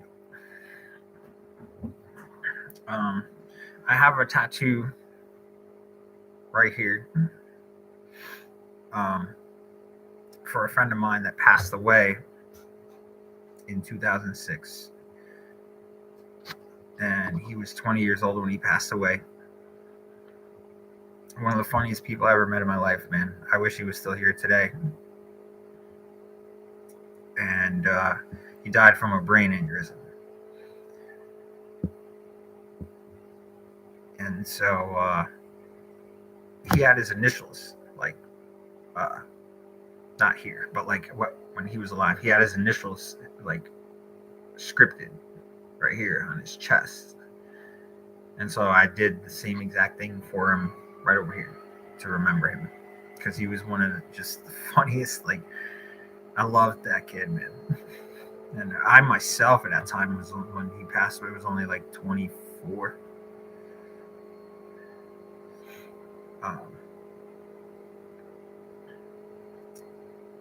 And I tattooed a rollerblade here. Actually, I'll show it to you. These are the planets we started.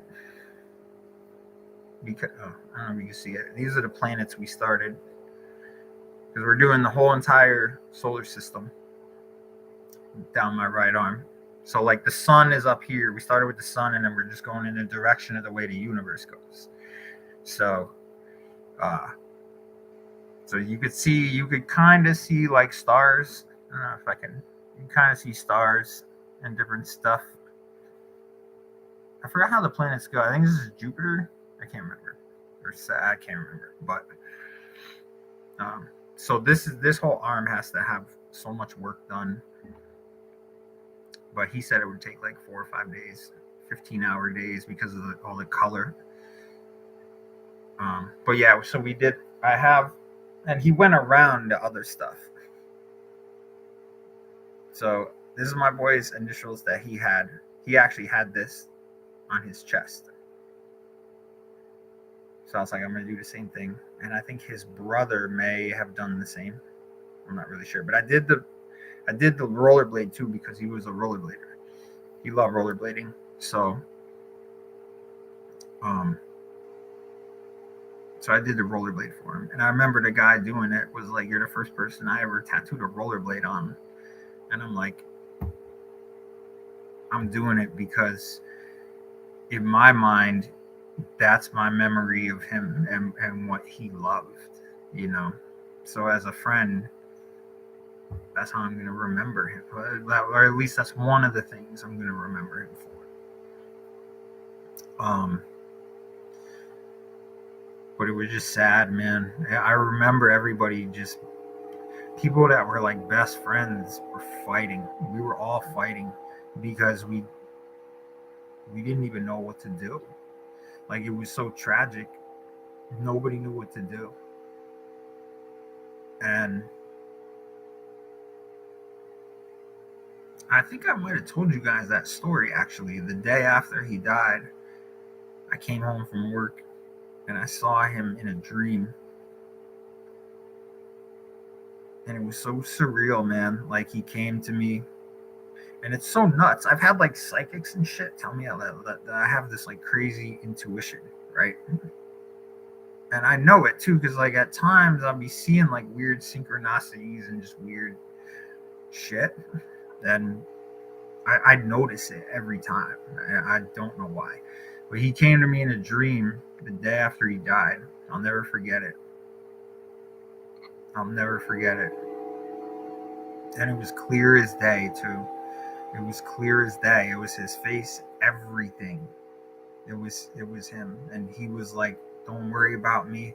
I'm okay. This is literally the next day, dude. So, you know, I have weird situations in my life like that happen, you know. My mother came to visit me in a dream after she died on Valentine's Day.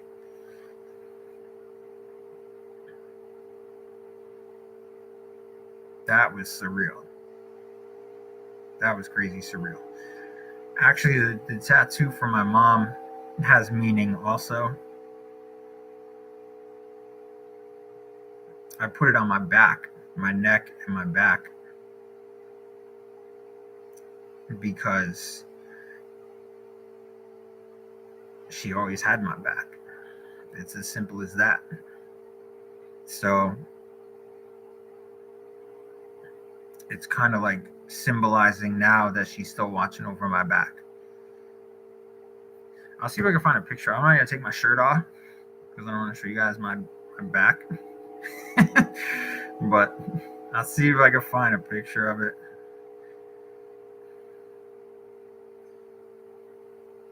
I have so many memes in my phone. Me and my buddy just go back and forth. Oh, and I have a bunch of pictures of Maddie. But I have so many memes because me and my friend just go back and forth just laughing at stupid shit the whole day. The whole entire day. It keeps me going, actually. I'm glad I have a friend like that because some people can't find humor and stuff.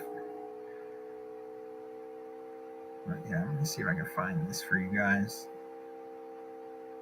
Just give me 1 second.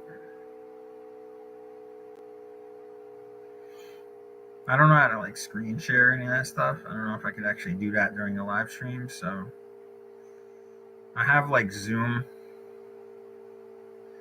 I always wanted to ask you about your tat on the neck and the back. So I'll explain that to you in a second.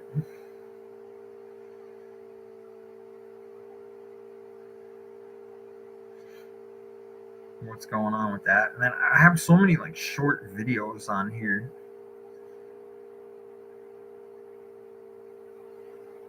Of stuff.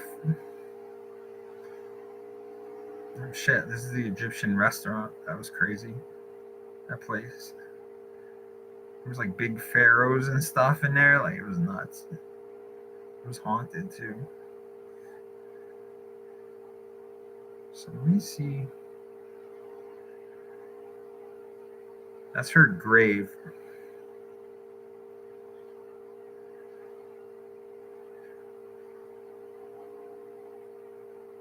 I don't even know how much storage I have on this thing.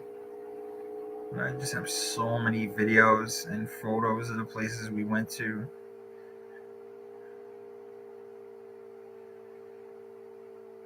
The Hinsdale house. Oh, the abandoned bank. That was crazy, that place. It was massive. Okay, here we go. So I'm going to see if I could like kind of blow this up. See if I can kind of blow this up.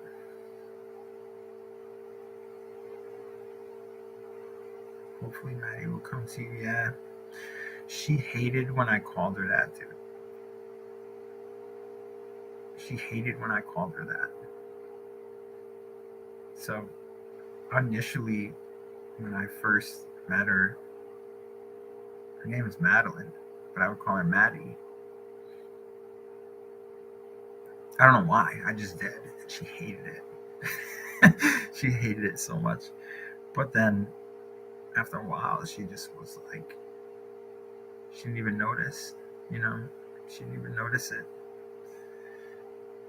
So this is actually the entire tattoo right here. I don't know if you can see. So up here at the top is a cross that says mom, and then this is supposed to signify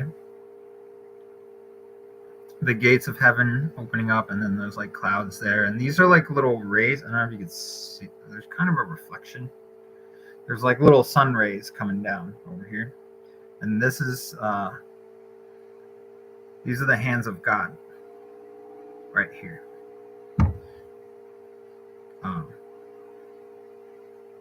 Kind of like welcoming, like it's like God welcoming through the gates, right? And then you have the gates there, and then the little sun rays, and then mom is right at the top.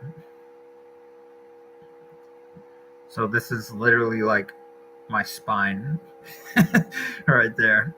Another piece of bone that, and honestly, it didn't even hurt. to be honest. But this is why I like having my own personal tattoo artist, because the detail is fucking bonkers, dude. Because he used to be a graffiti artist, right?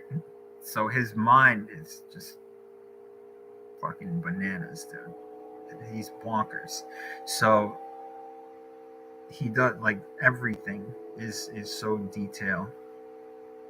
But yeah, I don't know if yeah.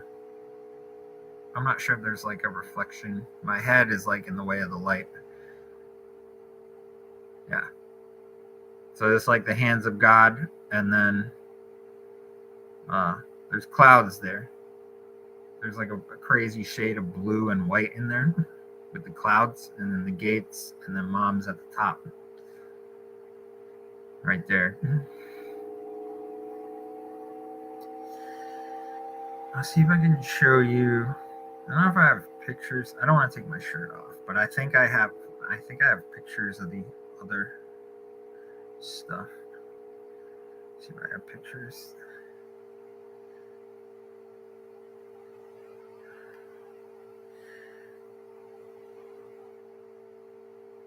Right here. This is my ribs. That's one side of my ribs. Right there. Levy, you crazy son of a bitch. Why have you not been answering me, Levy? Dude, I saw your pictures today of you with the blue hair. You look so weird, bro. You look so weird. But yeah, this is my ribs. This is like right after it was done too, so you could like see the blood. I had a messed up phone. I just got a new one. All right, word, man. Word. So yeah, this is my ribs on one side, and then on my other side, I have tribal tattoos going down both my ribs. And then I got my stomach. My stomach is done. My arms, my neck, my back.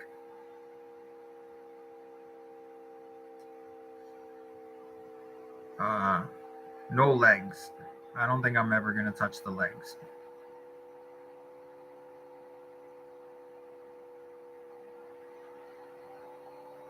I don't know if I have pictures of anything else in here. I think I do. You should see the freaking pictures I have on my phone, dude. They're ridiculous. Pictures of abandoned. Dude, look at my very first video I did at that castle like 5 years ago. I still have pictures of the castle right here. It's all boarded up now. But yeah. So I'm covered. And I have to sit through like so many hours of another tattoo now. Plus the one on my hands that I'm doing for Maddie. Love all the hats.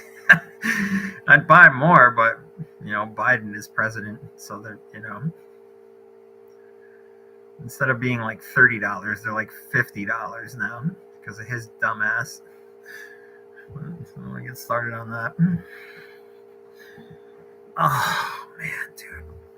So yeah.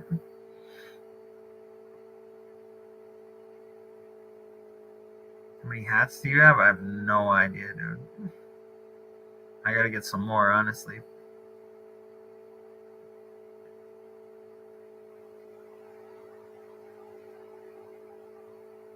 The wall. I'm trying to cover the whole wall. They're expensive though, man. I spent a lot of money on these hats.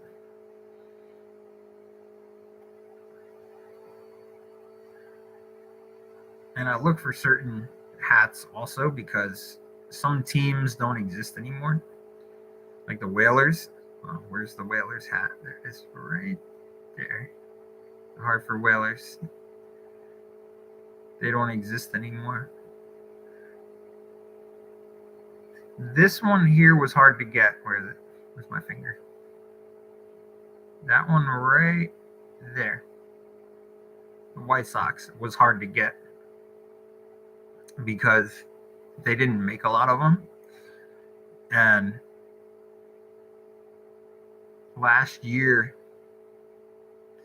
or no, the year before last year, 2021, maybe it was, the Yankees played the White Sox in the Field of Dreams game. So they have this whole field set up on purpose, like from that movie Field of Dreams. So like the outfield is like corn or whatever. And so they wore those crazy uniforms they used to wear back in like the 1900s. So those hats were really hard to get. I got the Yankees one too because they were so rare. They didn't make a lot of them. Yeah, Chicago White Sox. And then I think last year they played the same game in the same field, but it was the Cardinals and somebody else, maybe the Cubs. I can't remember. But yeah. So those are like super rare.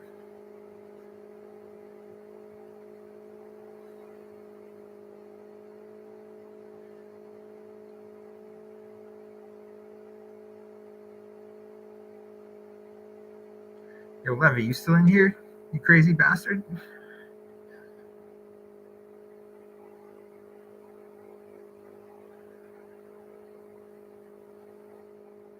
Levy remembers Maddie.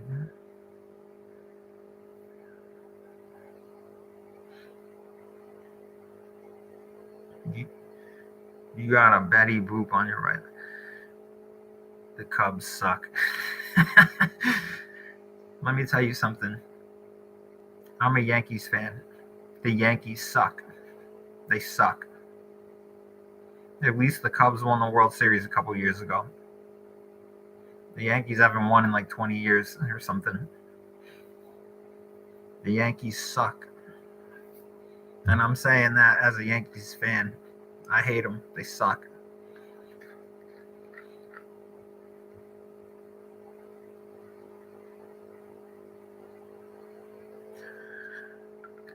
Christy Floyd. Okay.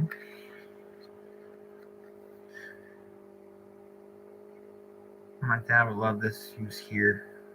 So, Christy, are you from California? Let me see if I can move my head.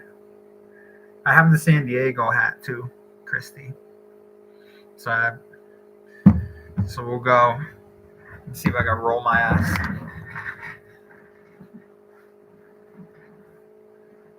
Let's see.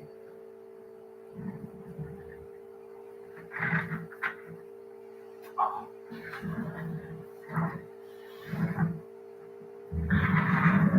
So we got this one right here. This is newer. So I used to have the old A's hat that had the yellow brim.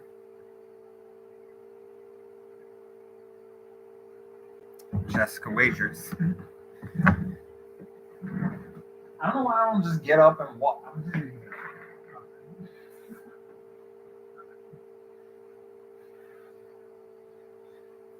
There you go, Jessica Wagers. That one's for you. Right there, San Diego. So we have San Francisco. Yeah, Levy, where are you, bro? Dude showed up for 5 minutes and he was gone.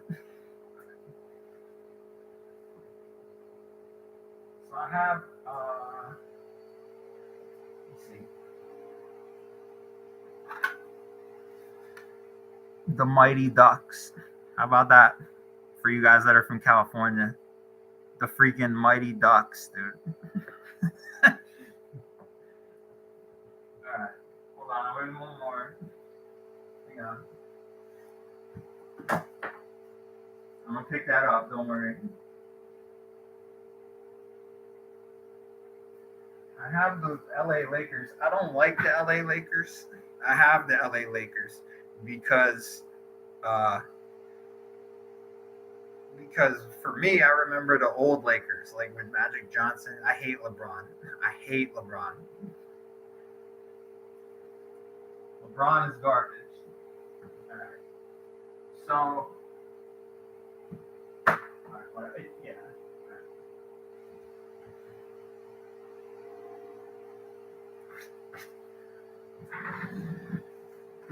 This one here.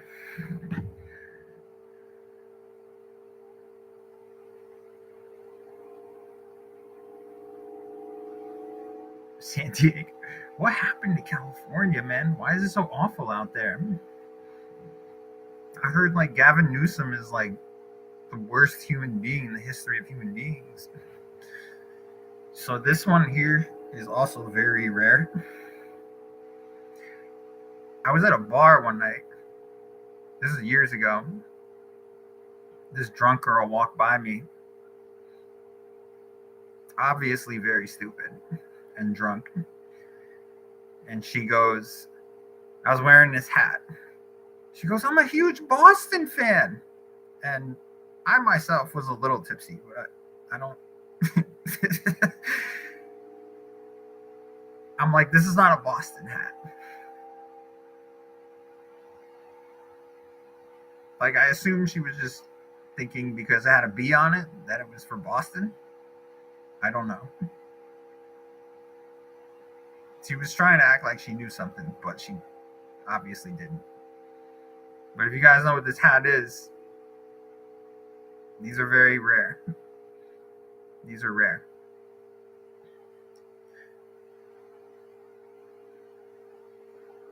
Don't get me started. Nah, you should see here. Here is just as bad, dude. Just as bad. I live right next to New York, right? So everybody's leaving New York to move to Florida. So it's really bad over there. So, but yeah. So anyway, this is a Brooklyn Dodgers hat. So the Brooklyn Dodgers became the LA Dodgers. They moved out of Brooklyn in 1958. I think it was 1958. So it was a while ago. So, and then before the San Francisco Giants, they were New York Giants. So they used to have 3 teams in New York for baseball many, many years ago. So yeah, the Brooklyn Dodgers, Jackie Robinson, they had a bunch of crazy, just good players back then in the 1950s. I'm gonna hang with you guys as long as I can, man. It's been 2 hours, which I love sitting here and talking to you guys, man. It makes me feel a lot better. I wish there was more of you, though. Sometimes Barbara Ann comes in. There's a bunch of you guys that I love, man. A lot. And it means the world to me that you would take time to listen to me rant and rave. You know. Yeah, Jackie Robinson. Yes. So this is the old Brooklyn Dodgers hat. This is the Brooklyn Dodgers cap.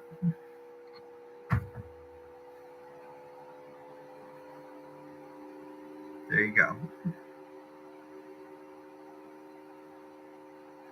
Kat, I love you, man. I love you so much. Thank you so much for coming in. I'm sorry I kept you up so late.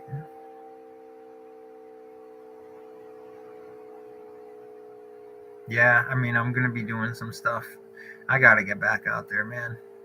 I can't go like these guys do, like Mo and Angelo and those guys. Like, I can't go constantly like they do. Like, those guys, like, go nonstop, man. And they're great at what they do. And Jasco and all those guys, man, they just go and go and go. They're constantly filming. And they're amazing at what they do, trust me. And they're all amazing people. I don't have the energy to go like that anymore. I wish I did.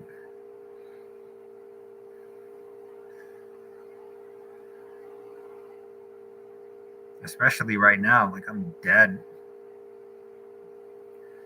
I'm dead, man. My mind is, like I told you guys before, is gone. It's gone. My personality is still here.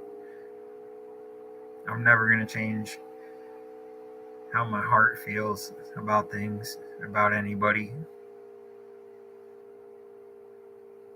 But I'm literally dead, man.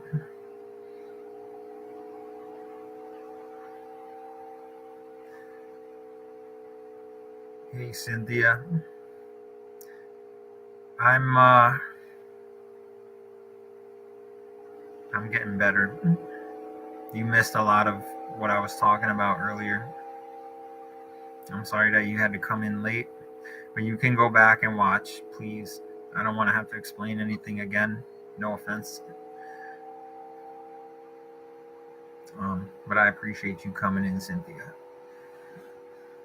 Cat, go to sleep, please. You're gonna make me feel bad. Dude, I go to sleep. I get no sleep. I have crazy insomnia. So, like, I swear to God, like, I can totally function on like 4 or 5 hours of sleep. I'll wake up a couple times too and like go outside 3 o'clock in the morning. I always wake up at 3 o'clock in the morning or between 3 and 4. And then I'm up at like 5:36.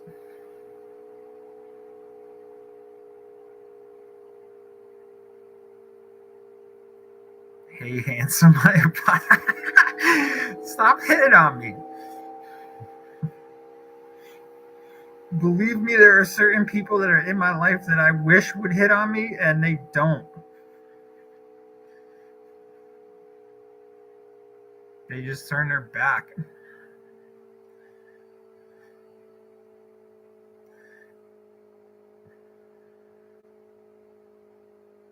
Nah, it's not your fault. You're late. I honestly, when I do live streams, I like them to be long. I would rather stay here for a little while than just come on and talk for 10 minutes and then leave. You know, I don't care how long it is. The first part of it, for the first like hour or so, um, I was talking about just what was going on with me and stuff.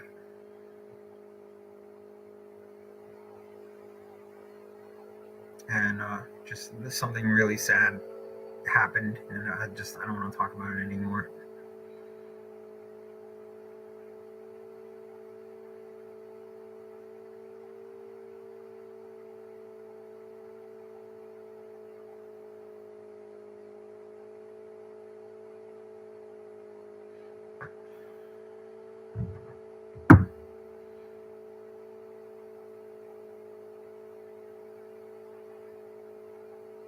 Keep doing it how you do it. Well, right now how I'm doing it is like videos only every so often, so I don't want to do that.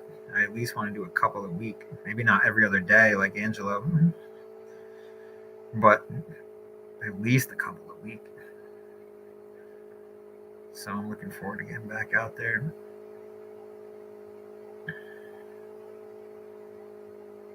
I got a bunch of ideas and stuff that I want to do. So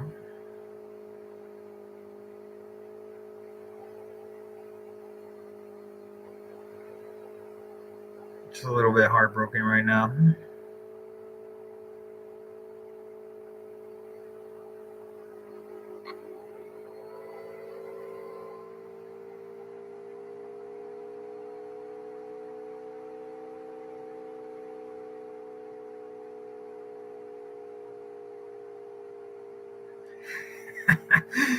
A country gal. I love that. I love that. Call everyone by how I see their spirit. Yeah.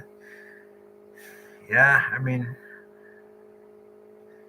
I would like to think that people view me as a genuinely good person. I have my moments. I had a little freak out moment earlier where we had part of our conversation was a little nuts, but for the most part, um, I would say my mother raised me pretty good.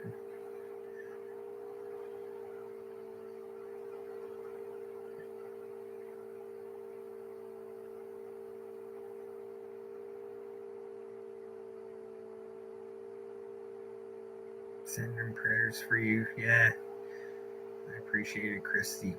I do a lot.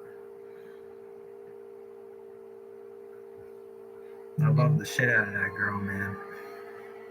I love the shit out of that girl. And I should have told her, but it was too late by the time I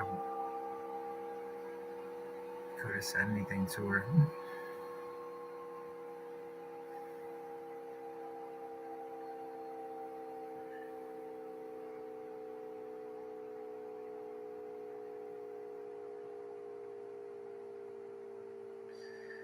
Yeah, I mean, it's getting better, Cynthia. I'm feeling down.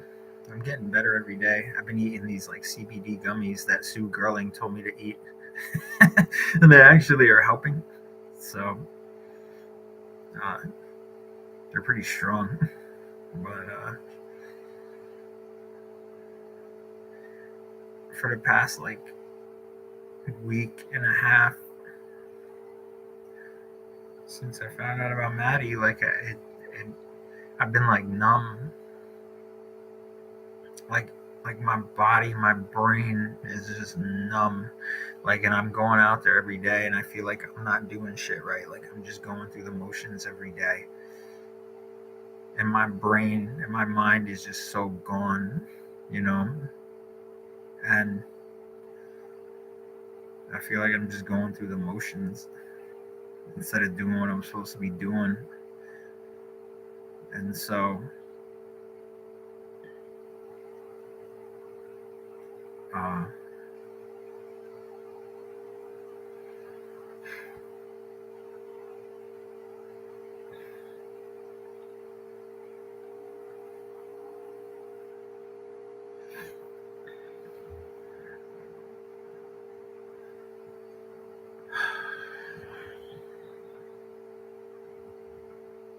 it's weird, man. Like I feel like I've been living in like a like a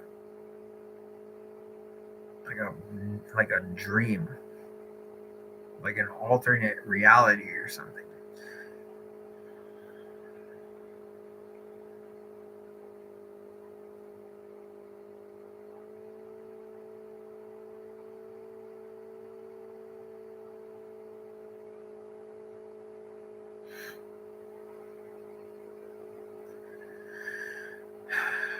I'm sorry, Christy.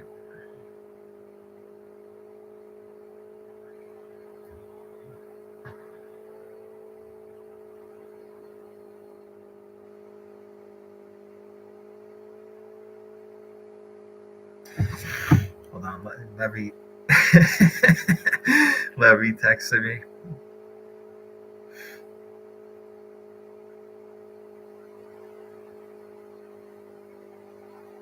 Yo, Rodney, does your phone work? Rodney?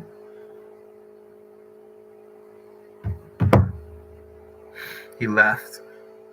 He texted me right now.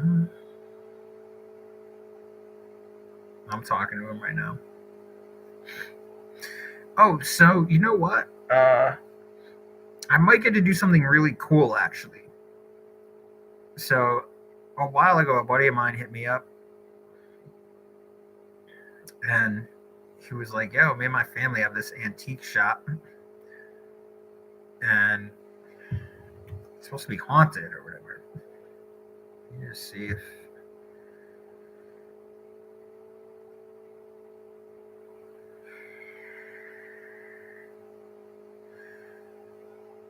let me go back a little bit. Uh, Yeah, so he said the cameras keep going off randomly. It used to be a witch shop, and they did all kinds of stuff in the basement. So I asked him if I could come up there, like, and visit the antique shop. It's not far from here. It's actually in the same town as Lorraine Warren's museum, so it's not really far from here. Uh,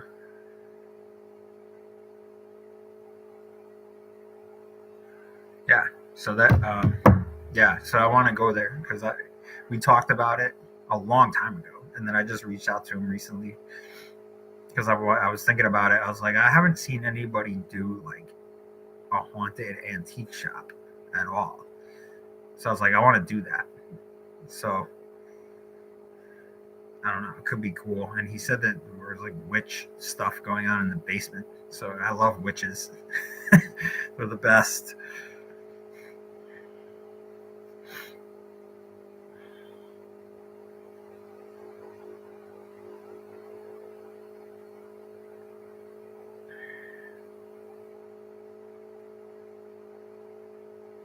Yeah. Yeah, man. Like in a serious fog. In a serious fog, man. It's crazy. I'll just be like driving or just outside doing whatever, and I just stop and I just burst into tears.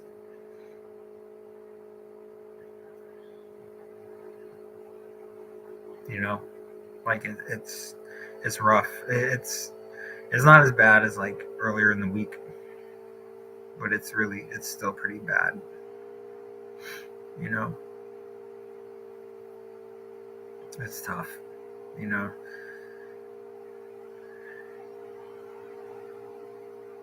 yeah, the haunted antique shop.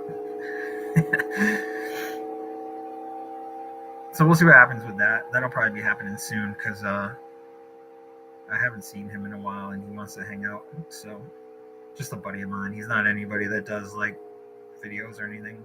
Just an old friend. But their family like owns the antique shop. I think I gotta go back and read it, but that would be a cool little adventure. See what happens there, you know. So yeah, yeah.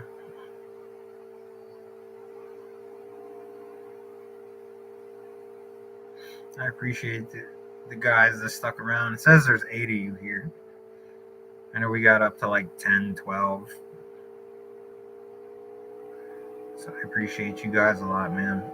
It's been just, I've been like in another world, man, for like 2 weeks now. So, but you can only grieve for so long, you know what I mean? Like I'm already kind of tired of it, you know? It's exhausting.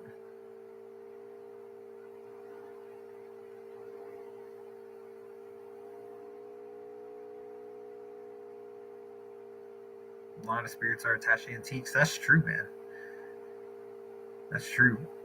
Sometimes you could have weird stuff that has like lids on it, that has something inside that if you open it, you could be letting some crazy shit out into the world that you weren't supposed to. But I don't know. I don't know. I don't know. But yeah, I've been thinking about a lot of stuff, guys. Just what my next adventures are gonna be. I'm kind of just taking it one day at a time right now. um,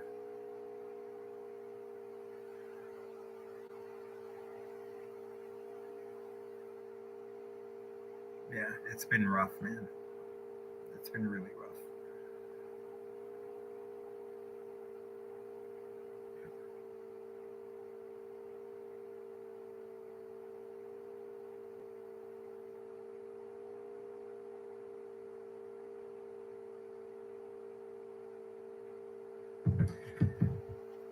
What's going on with Levy here? Levy's crazy. I'll send him a message and he won't message me back for days, dude. Like, he leaves me on red. And I'm like, come on, bro.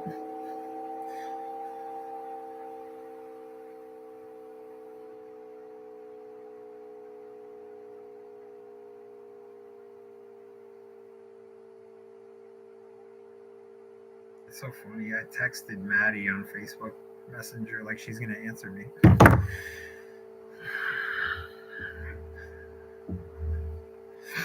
I think her friend said the same thing. She's just been like randomly texting her.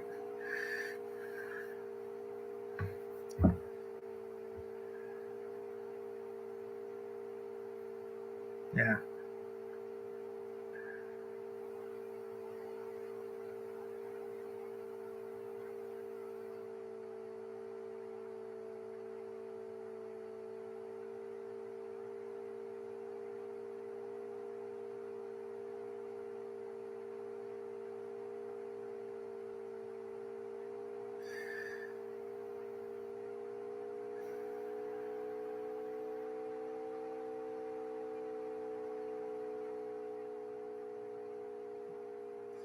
Yeah, I know.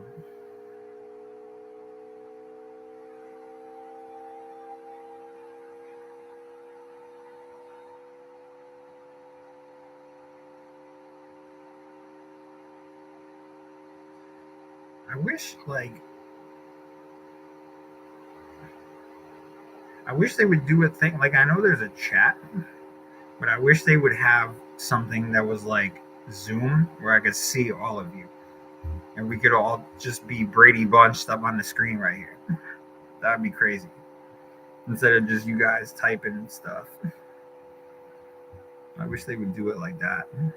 Because I would love to see all of you, you know.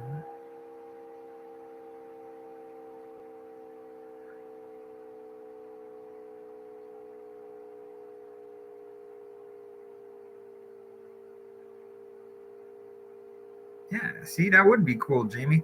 My mind works so differently, dude. I'll just come up with ideas just randomly, like, boom. They should do this. Done. They should, man. Why not?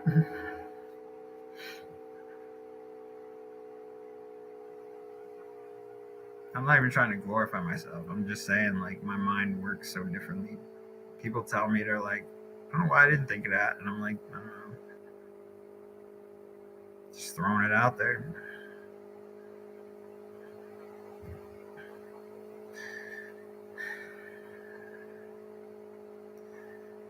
It's hard to see you going through this. Helen, you have no idea, dude.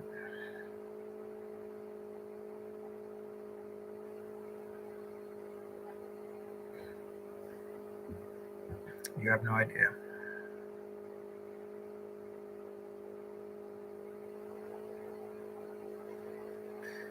When I talk about someone who is life changing, who is a once in a lifetime person, she was it.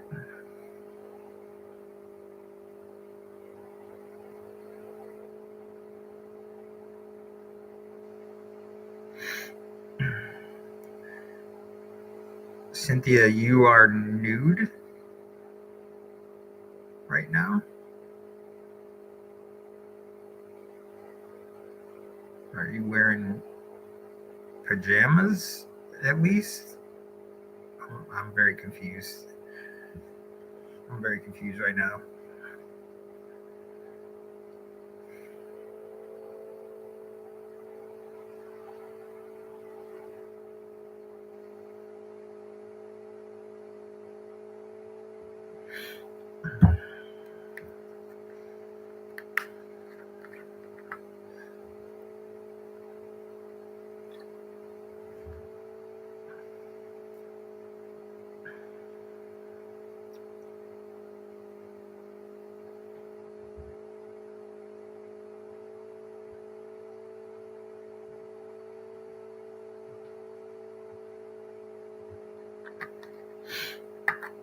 By the way, I shaved all of this, dude. I'm usually like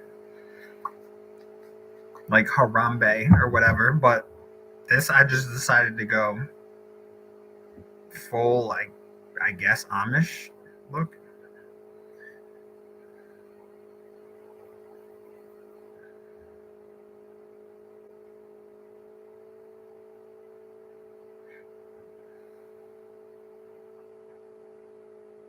It's almost 10 p.m. here. I'm relaxing. Where? Well, it's 10:45 here, so you must be where, in like Texas? Did you tell me before? See, this is what the part where I become an idiot.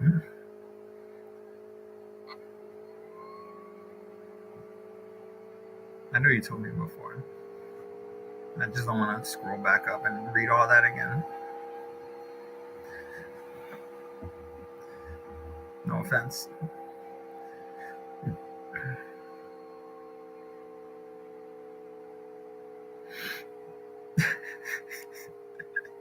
You guys are funny, man. You guys are so funny.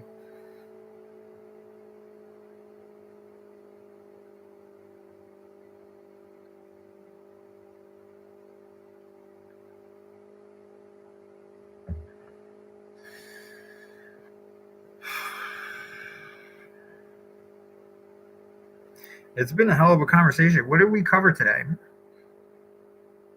What did we cover? We covered Maddie, for sure. We covered some tattoos, some little spoiled fucking kids who deserve a beating.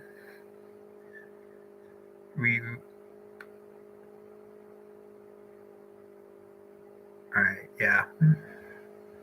You know what?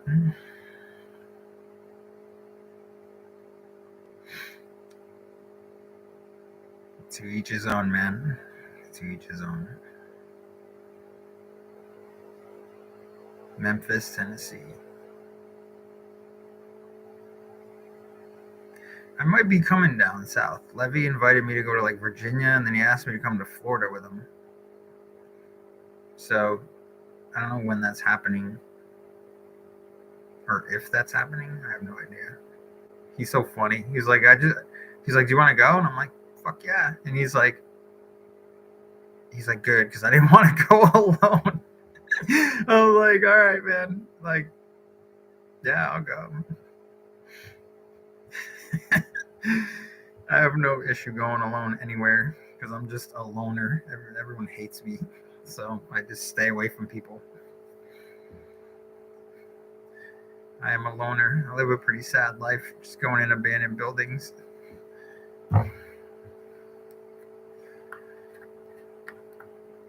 We're getting real saucy here. 2.5 hours. Oh yeah, TikTok we covered. It's been an interesting conversation. It always is, man. It always is. There's always a lot to cover. You know, because I'll talk to you guys literally about anything.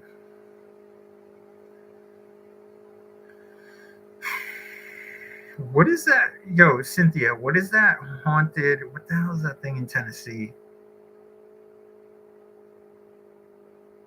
Is it Bobby Mackey's? Is that in Tennessee? I've been wanting to go there. I know Waverly Hills is in Kentucky, right? So, but I've been wanting to go to Bobby Mackey's. But then there was like something else in Tennessee, like an old like the old Tennessee jail or something. God, I can't. I could just Google it right now. My phone's literally right next to me. I don't want to. I'm trying to act smart, like I remember it. But whenever that happens, I just Google it. You know, just Google it. That's it.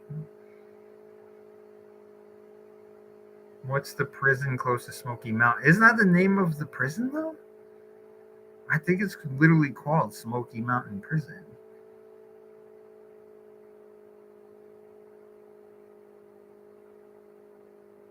I'm waiting for Cynthia's naked ass to answer. There we go.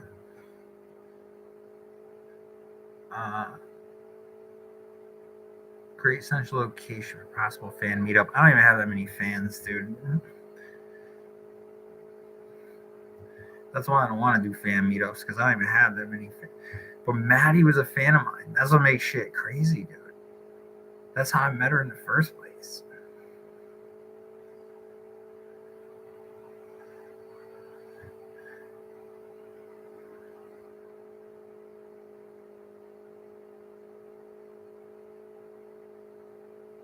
And I feel blessed about that whole situation, because I don't think she met a lot of people.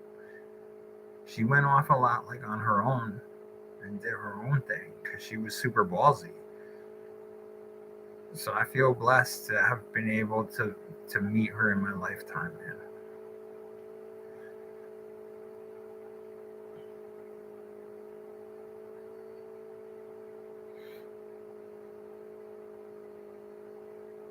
Brushy Mountain State Pen, yeah.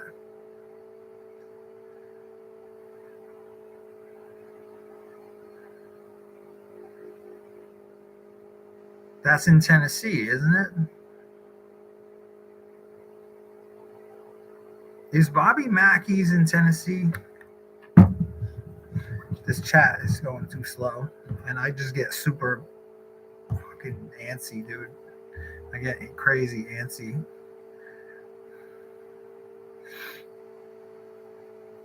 Location of Bobby Mackey's. Oh, it's in Kentucky. Never mind. There we go. Done.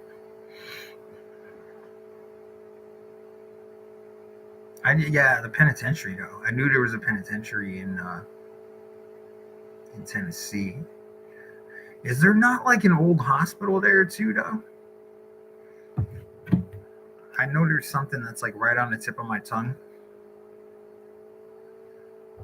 Abandoned hospital in Tennessee. Old South Pittsburgh Hospital. I think that's the one that Angela went to with Lomar. Old South Pittsburgh Hospital.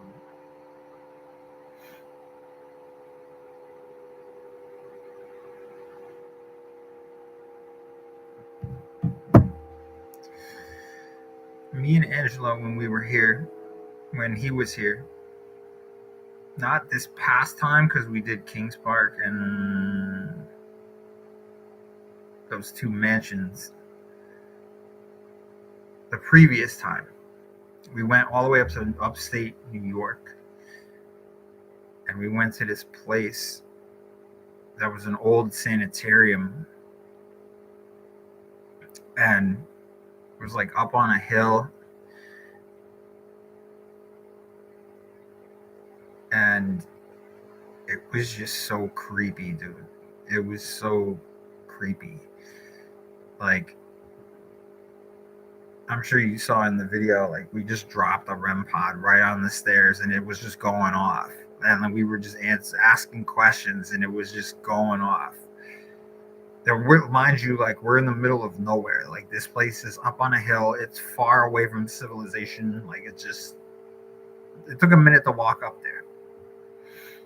And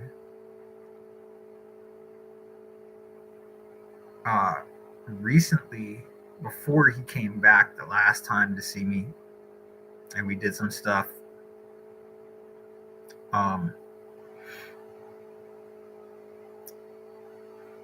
we were talking, kind of like game planning what we were going to do and where we were going to go and stuff.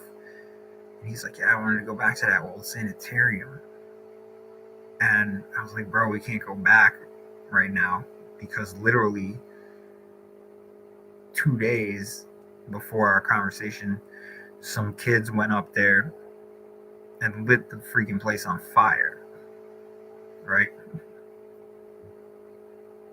And this is that's the part I hate about, like, the abandoned places, is they just get so ruined by people that it's just so annoying.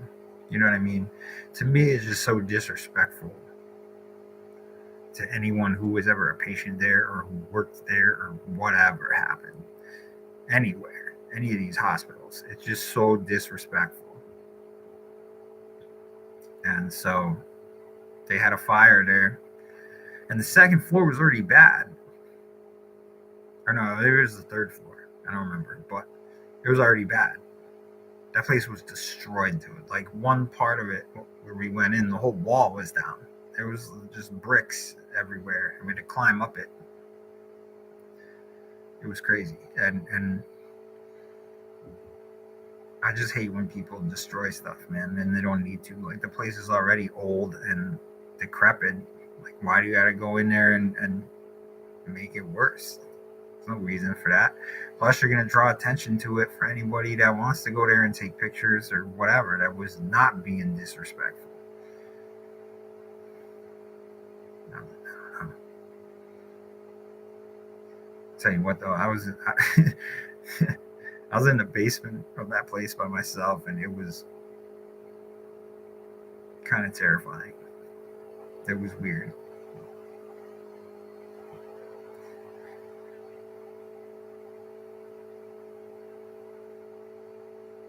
The drone shots were cool though of that place. That was sick. Like seeing it from above. That was sick.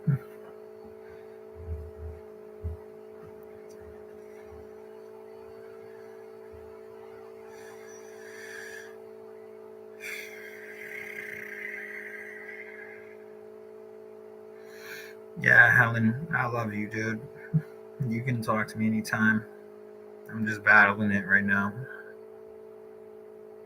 I'm battling it.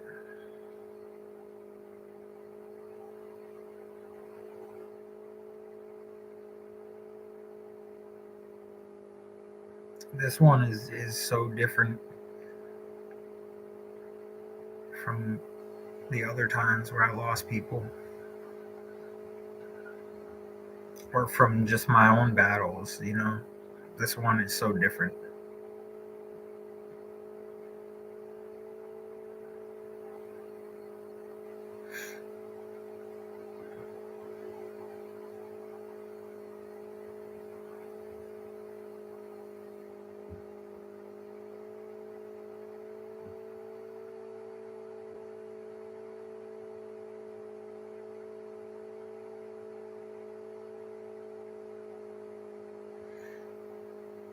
You gotta apologize. It's not your fault. Nobody's fault.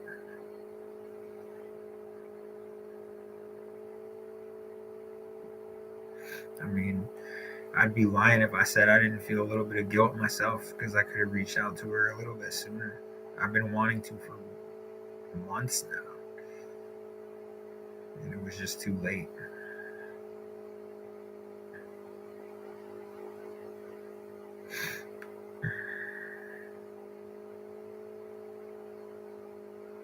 Yo, what the hell is the Voodoo Village? That sounds freaking crazy. I've been thinking about doing some voodoo shit too.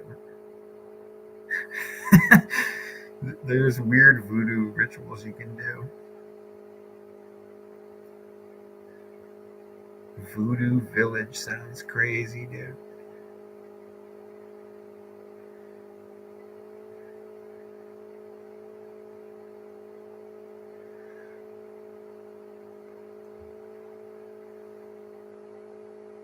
Orpheum Theater. So, a buddy of mine reached out to me recently, and he's like, "We can do these two. We have possible access to these two old haunted opera houses where I live, and that one, I think it fell through. So I don't know what's going on with it, but basically in the valley out here, probably like half hour north of me, there's these two old opera houses from like the 1800s, and they're both supposed to be haunted. So somebody has the keys or something and owns it, and they're supposed to be able to get us in or whatever. I don't know the whole story, but I was hoping to do that. We were supposed to do it this weekend, and then it got canceled, uh, or whatever. So hopefully soon, because it'd be cool to check those places out, you know. That'd be sick. I love old stuff like that, like old theaters. I'll never forget that theater we found in the freaking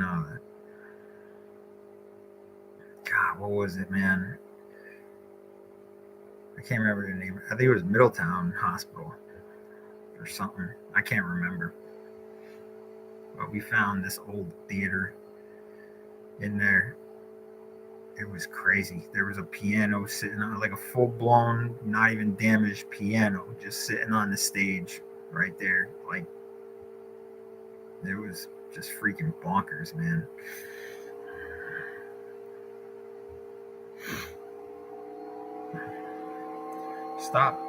Stop myself from what? Stop yourself?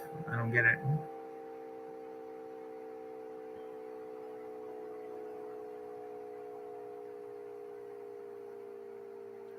By the way, I'm sorry that you guys had to see me like in this condition.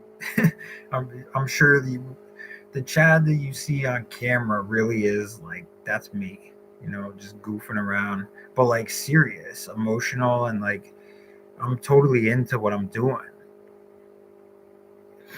I'd be lying if I said I didn't get scared sometimes. I do, because sometimes you're just in a situation where things just get real scary.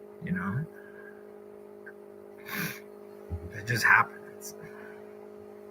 But you learn, it's weird. Like you kind of learn to control it a little bit. And I don't even know how to explain it. You just have to be in that situation.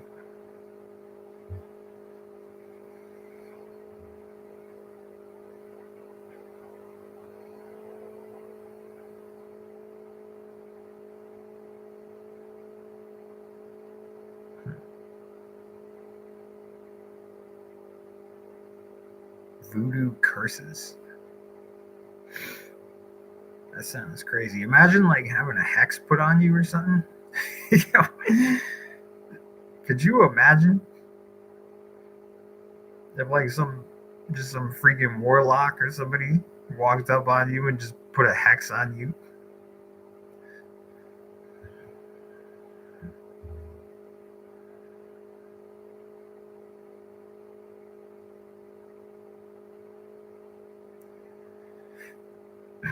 Yeah, it does take time. This one's never going away though. It's not going away.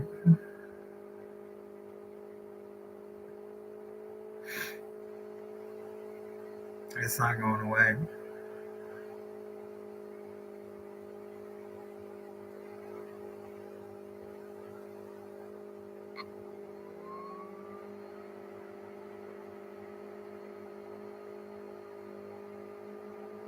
I was thinking about doing some different style videos too, like some urban legend type videos, because out here there's a bunch of like haunted forests out here.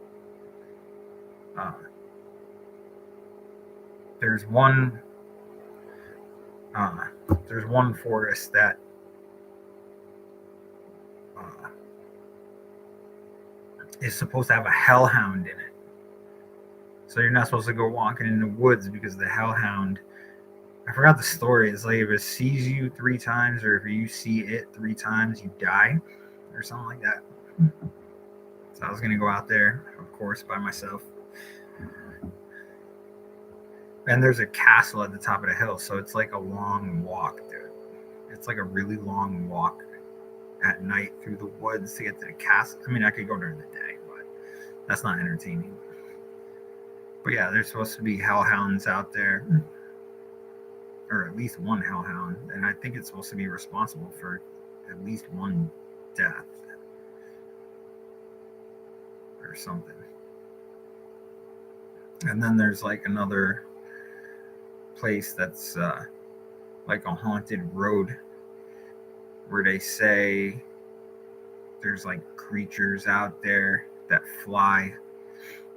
Uh, um, like aliens, which is totally nuts. I think they said since like 1987 they've seen like at least 20 alien sightings or something on this road. I don't know if any of this is true, honestly. But what the idea of an urban legend. Oh, you know what I was thinking about doing too? Some tunnels. There's a tunnel in Massachusetts that's haunted because when the workers were working on it, some of the stuff came, parts of the bridge came down on them and they died. And it's supposed to be haunted. But then there's a place, God, I want to say it's in New Jersey. It's called the Gates of Hell. And it's a tunnel. There's a full flowing freaking river in there. And it's dangerous. They tell you not to go down there because you literally will see the gates of hell. Like you're literally not supposed to go down there. I've seen people try to go down there and made it in there a pretty good distance, but actually there is like a huge drop off at one point.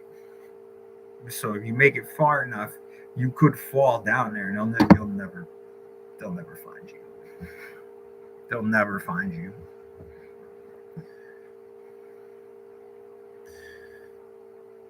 Yeah, Realm Explorer went to that tunnel.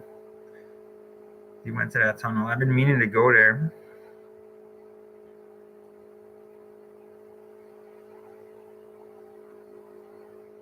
Thank you, Sue Appleby. Appreciate you.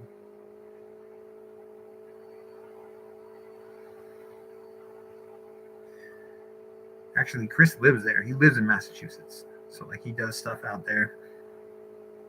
But I actually went to that tunnel years ago. A long time ago. And we stopped to visit the tunnel because we were doing the Houghton Mansion. They don't let people in the Houghton Mansion anymore. So I wish they would, because I would go back there in a second, man. They don't let people go back in there anymore.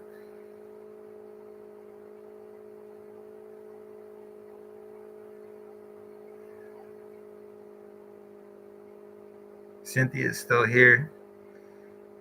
She's like a half an hour ago. She's like, I'm going to sleep. It's getting late. I'm naked. I'm just laying here.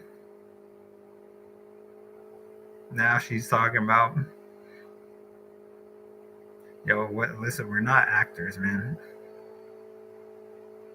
We're not actors. Like, nobody is, dude. I hate when people say, like,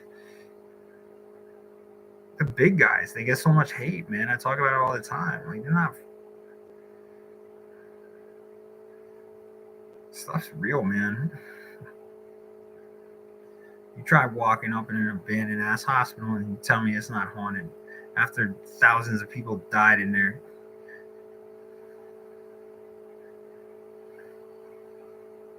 No reason to act.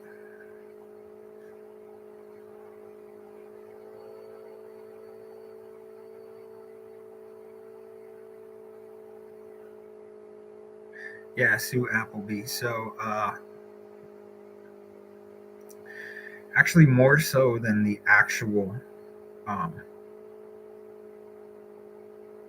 like, I like the haunted part of it, of anything, of anywhere I go. But really, to me, like, when I was growing up, my mother would tell me, she's like, your favorite, um, she's like, the subject you did very well in school, because I didn't remember any of this. She's like, you always did really well in, yeah, because I'm entertaining, right? Now you're awake because I'm entertaining, and because you think I'm handsome. You think I forgot about that compliment, but at least somebody does. For God's sakes, the people I wish would tell me that I'm handsome or cute don't say shit to me. They go off and they do what, I don't know. It's so annoying. I like you, but you never like me back. No one ever. No, no, no. I didn't say. You said we were acting. I just, we're not acting. But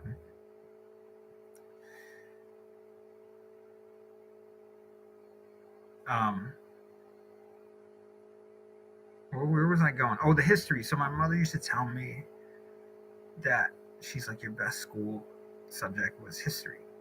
And for some reason, I just always loved learning about uh, just why things came about, right? Like what happened before me or you? Like what happened in 1730? You know, what happened in 18? Like my I'll never forget my uncle.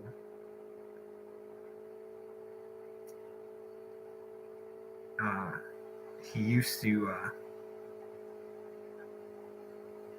ask trick questions when I was a little kid, right? And the one, actually, there was two trick questions that he used to ask me, and one of them was, "What year was the War of 1812?" Right? And it is kind of a trick question because people are like, 1812? Yeah, they're like, was it 1812? Like, yeah, it was 1812. Like, don't overthink it. It's literally, it was the War of 1812. It happened in 1812. I can't say that enough. 1812, okay?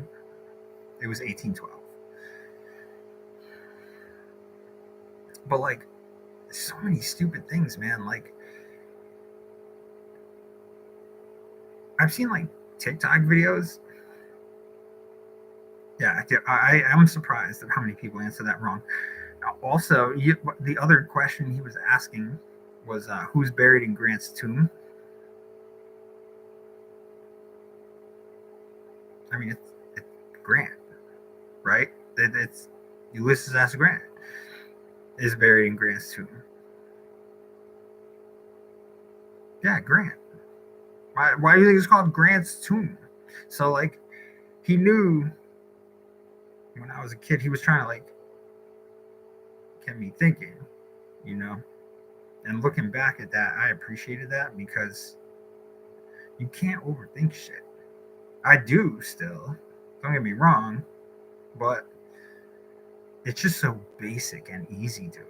Like I've seen, we had this conversation earlier about like the dumbing down of America right now, like how stupid this generation is. I've seen videos on TikTok, on Instagram, like just they go around and they ask these girls, these airhead people, the easiest questions, dude. They asked this girl who the very first president of the United States was, and she said Donald Trump.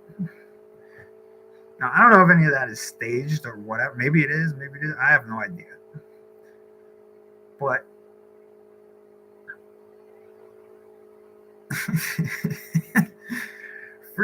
like, who's the very first president of the United States? What? Like, I don't know. I don't know. I'm sorry.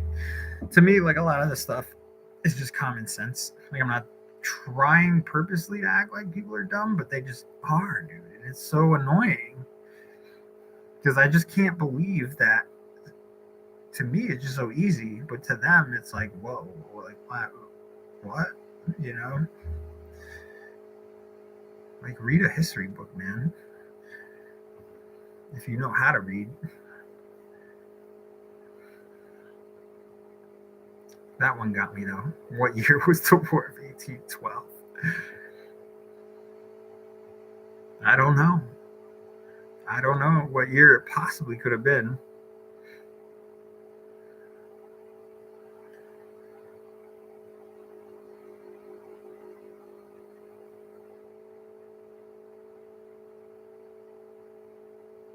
Yeah, maybe that's my problem, Cynthia. Like, I don't view myself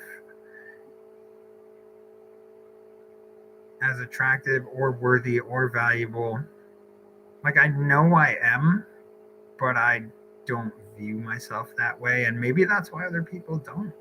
Maybe that's why girls pick other douchey guys before me, because I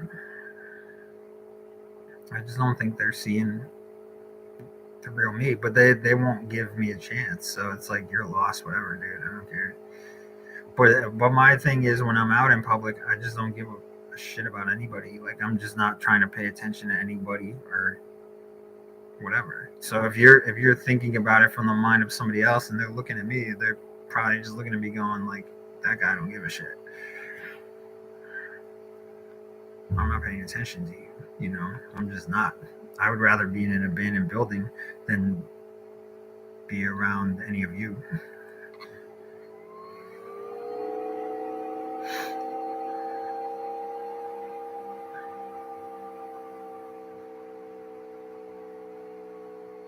Coming down to America started when the Mayflower landed.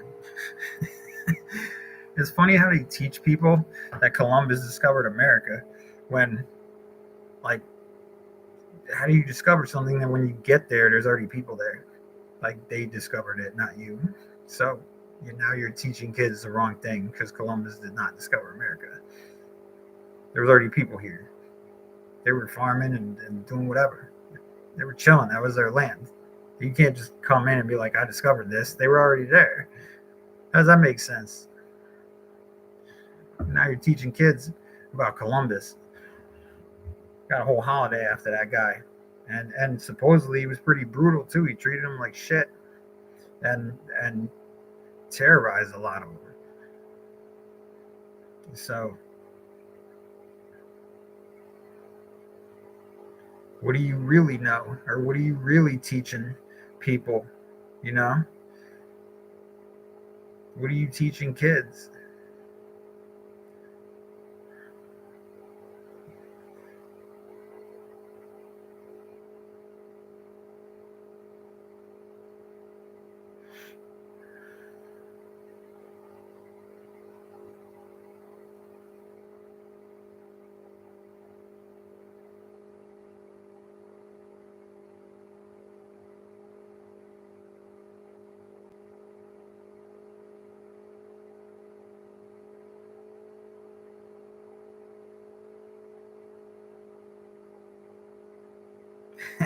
Jessica Wagers. Let me read this right now. You are very attractive, Chad. One day you'll find the right woman. For now, you need to grieve over the loss of Maddie. Yeah. One day the right woman will come along your way. Maybe so, but maybe at the same time, I don't want that. Maybe at the same time, I don't want that. Because you know what? If you don't see the good in me,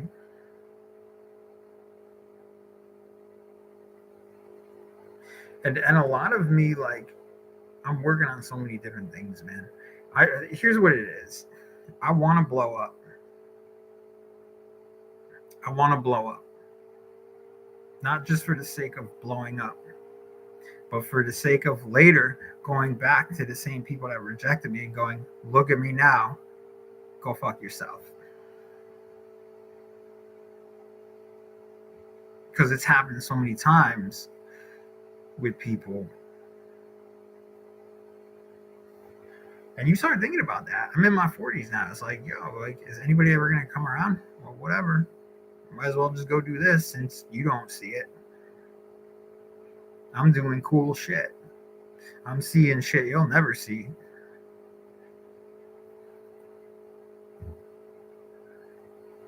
Maybe I don't want them to come around. Yeah, I get lonely like every other guy or girl or whoever. I honestly don't even like being single. I don't. I hate it. I wish somebody was here every day.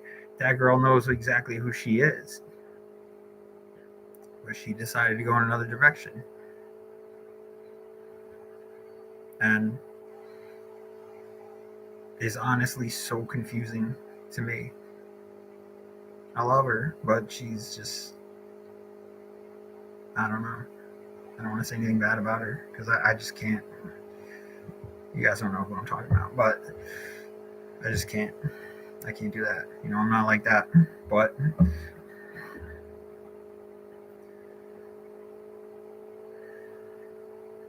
A lot of it is like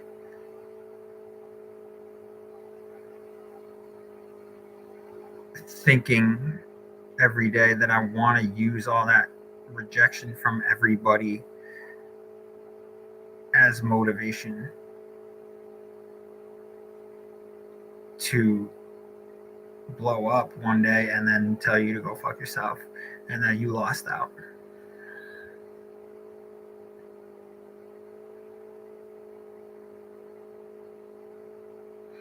I actually recently asked out this girl on a date, right?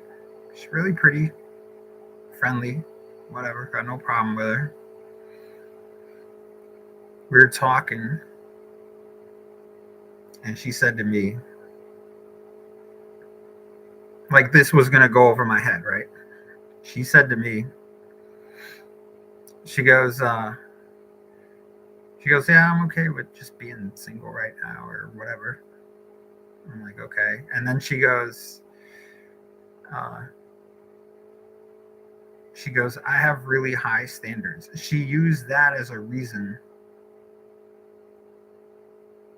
to say, instead of just saying no, which would have been easier for me. Like, that's why I wish girls would just do that. Just like stop, don't say a bunch of stupid shit. Just say no. Like, I'd rather just have you be like, no, I'm not interested, instead of being like, oh, well, I'll think about it, or this or that, or whatever. Like, you don't have to say a bunch of dumb shit. You could just say, I'm not interested. Cool. All right. Done, dude.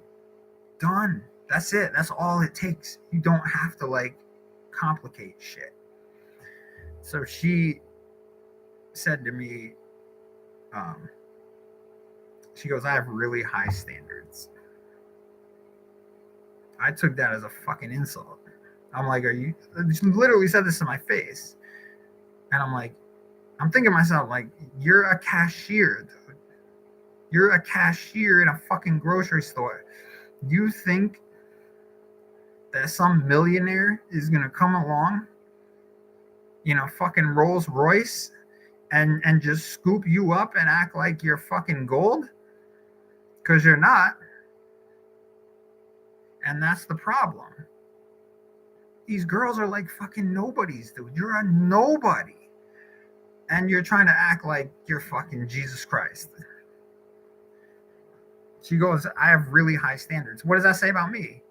That I'm too low standard for you? Yeah, she's a gold digger. She's a fucking cashier in a grocery store, bro. She's not a gold digger. She makes fucking probably $13 an hour. You know, this is the problem with girls now. They just act like they're all high and mighty when you're not up here, dude. You're down here. You're way the fuck down here. You're not up here.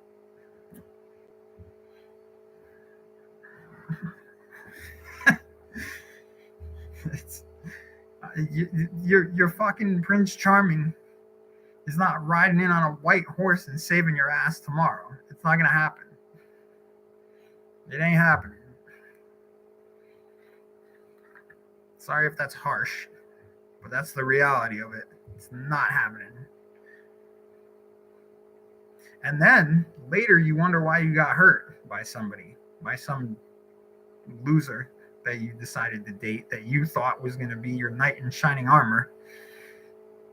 And he turned out to be some backstabbing asshole. I could have told you that 5 years ago. But that's just how they think now, you know?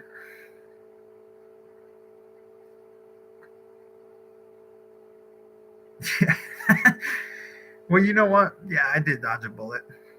I did. And it was funny because I asked somebody else that works there, who's a friend of mine, and I told her, right? And I was like, yo, this is what happened, and this is what she said. And she's like, what the fuck? And I was like, yeah. I was like, to me, if you're her, I don't know how you can say that to somebody and not expect them to be insulted by it. Like, do you think that I just was not paying attention to you saying that? Like, we were literally looking each other right in the face. You know what I'm saying? Like, you know what? If that's what you want in your life, and then some abusive guy comes along and starts beating your ass, don't come back to me and start complaining. Because I don't even want to talk to you.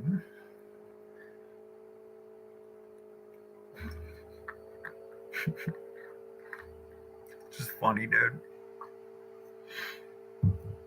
Self-centered, yeah. Yeah, it's too bad. It's too bad. But yeah, I probably did dodge a bullet.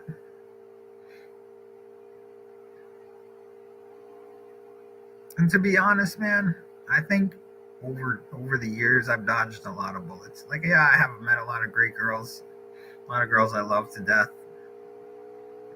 But my love life is dog shit, man.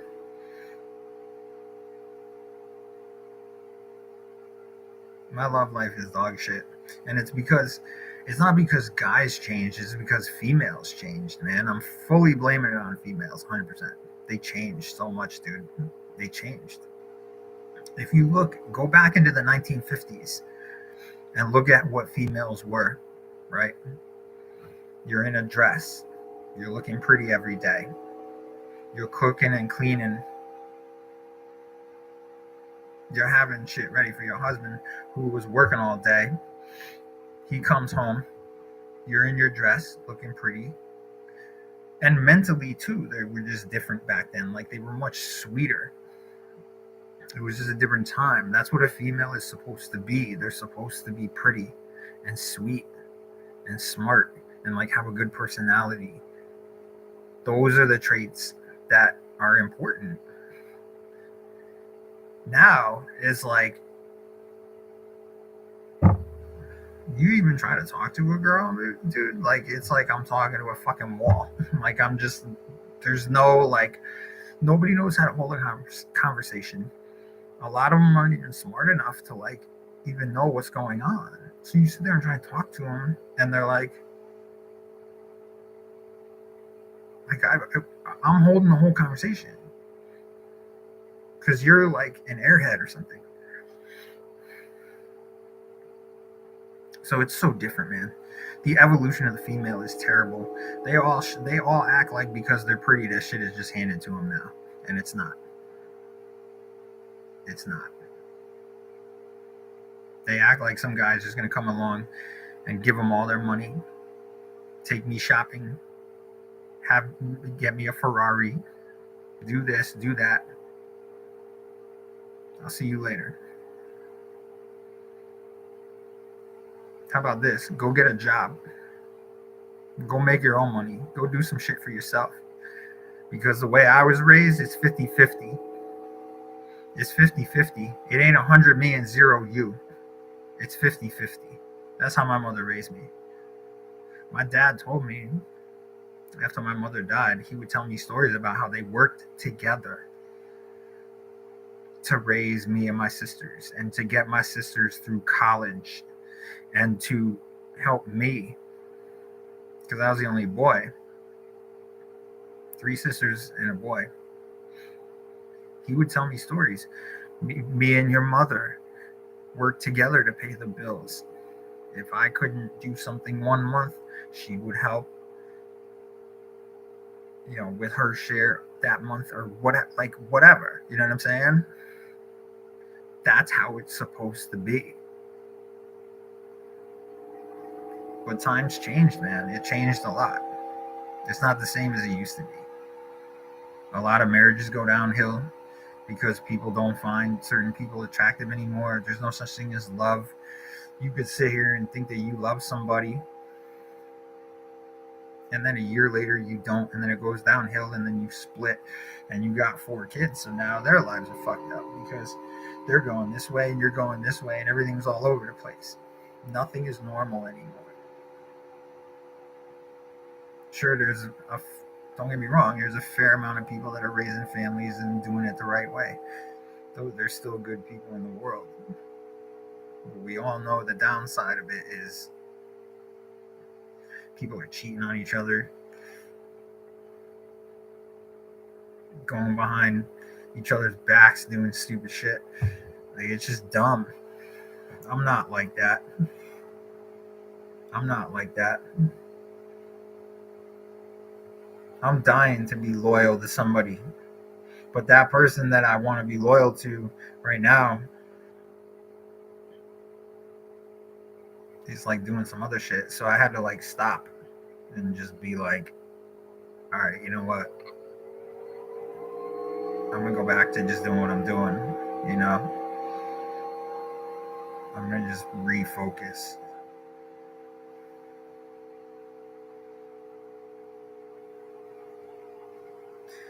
My ex drives a Tesla and I drive a Honda. Why'd you pay for his Tesla, though? Yeah, no, you're right, though. You're 100% right. There are men that are just.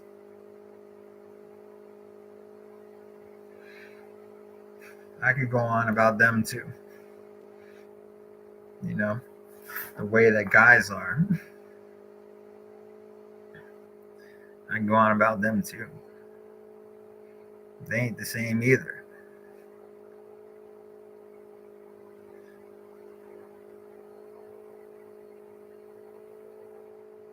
Believe me.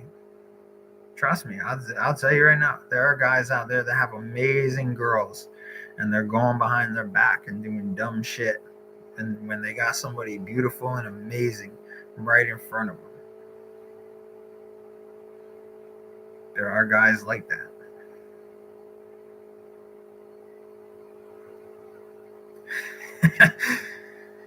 Yo, I paid by him stealing out of the mortgage. Yo, listen, I was reading something today. Oh, I was reading something today. I don't know if this is going to go through as an actual bill, but our president wants to take. I don't know how to explain this, dude. This guy is such a fucking idiot. It's unbelievable. I don't know how to explain this. He wants to take.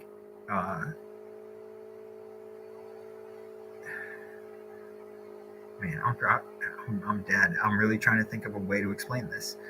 He wants to penalize people who actually paid their bills on time and paid their mortgage on time and did everything correctly by charging them more money and using that money to fund other people's mortgages who couldn't afford their mortgage or didn't pay their bills on time or whatever. Like, it's stupid because you're penalizing people who did the right thing for years by being responsible with their money and by paying their bills on time.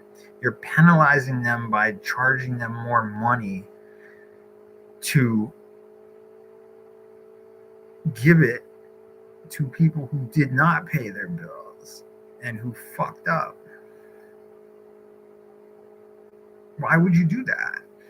That doesn't make any sense. Let me know what you guys think. Like, I think it's stupid. I think it's completely stupid. And I think those people who should not be penalized, man, for doing the right thing for so many years and having their stuff paid on time or whatever. They just shouldn't be penalized. That's not right. I don't think that's going to go through. Like, everything has to go through the Supreme Court. And thank God the Supreme Court like shoots down half of this crap. Thank God. because it would be a lot worse than it already is if they and then they get so much hate. Like, why did the Supreme Court rule this or rule that? Because it's stupid. That's why they should have ruled in favor of that. I don't know. It's America. What are you gonna do? They're all idiots from top to bottom.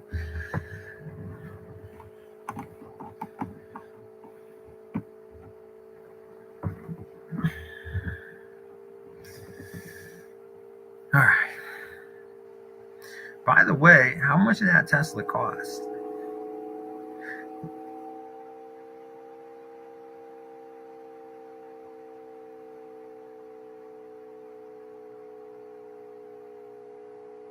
Yeah, I hope he gets voted out next term also. But yeah, he's not gonna make it, dude. The dude's like 80 something years old. He's already senile and out of his mind. And he's like a child sniffer. Like, it's terrible, man. But I don't want to get into all that. $96,000 for a car? For a car that's only going to get you halfway across the country?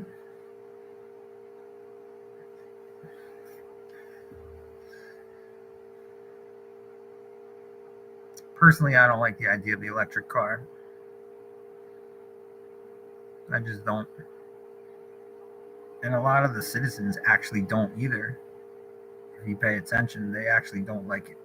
They would rather use their gas car because their gas car is going to get them farther than the electric car ever will. And you can't, like, they've been messing up oil and gas here so bad, but you cannot, like, people who have electric cars are using generators to power their electric car so they can go farther, and you need gas to put in the generator so that you can go farther. I just don't understand the logic of anybody.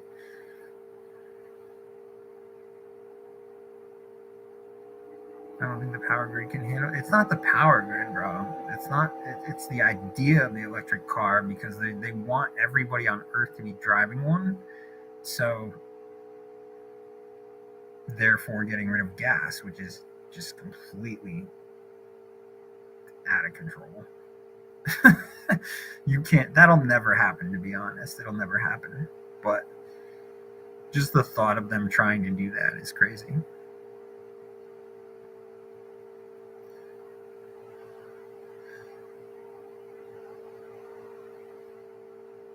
The electricity isn't free.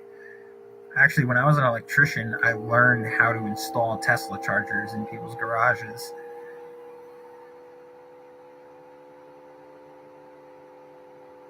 So I actually probably could install one.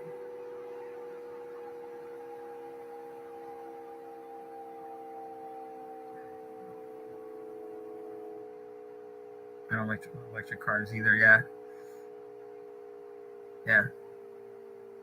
I mean, I think it's a cool idea. Like, the car itself is cool. One of my buddies told me that his friend had a Tesla, and they were drunk, and the car drove them home. So that's kind of cool. I get that part of it, but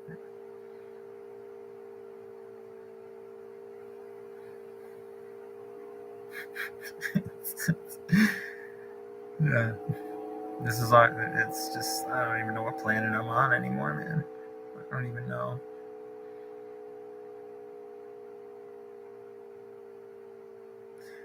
So we're going on 3.5 hours here, guys. It's been a crazy one. This has been one of the good ones. We talked about a lot. I appreciate you guys, giving the love for Maddie. She's an angel, man. She's an angel. It's just unfortunate that things couldn't keep going.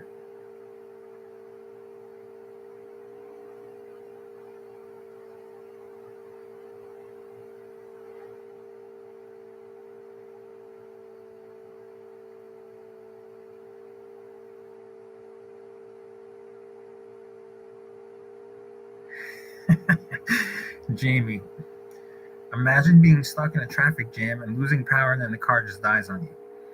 What did I just say 2 minutes ago?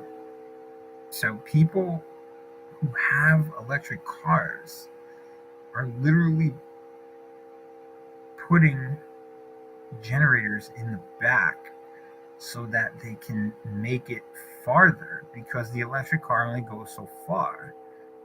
What do you think you need to get? What do you need to put in the generator to get the generator running? It wouldn't be gas, right? Or oil?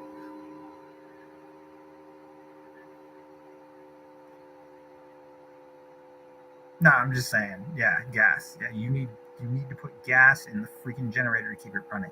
So people in the Midwest were literally doing that because they wanted to make their electric car drive farther. You can't get rid of gas, man. And that's the evil plot of these morons that run our country. To let as many migrants in as possible and to get rid of gas.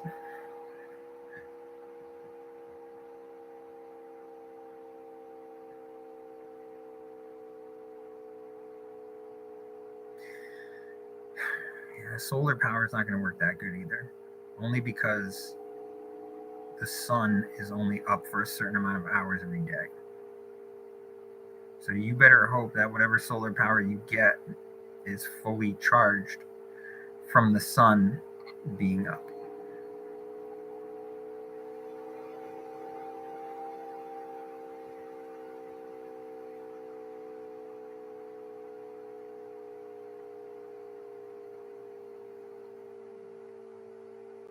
What are we even talking about right now? It's just, this conversation is... I don't even know, dude. You guys made me feel better, though, for sure, man. I mean, I'm still just gone, but you guys made me feel better. Once I start doing videos again, I'll probably feel better, too.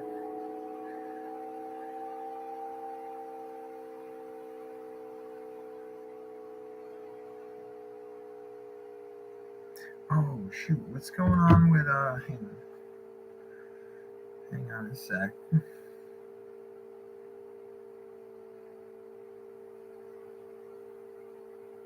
don't even know what the hell I'm looking for. So we got... Oh, Dallas won. I missed it.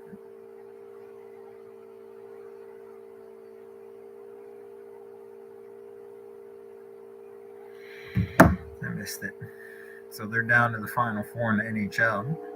And none of the teams that they thought would be there are there. So somebody's going to win. Like a new team is going to win this year. So it's Dallas against... They're down to 4. So it's Dallas against Vegas.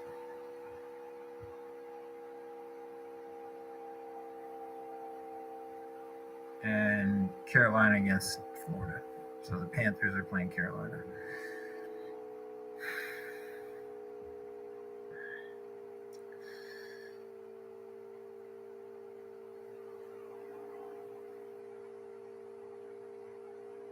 Sue, you live in Australia?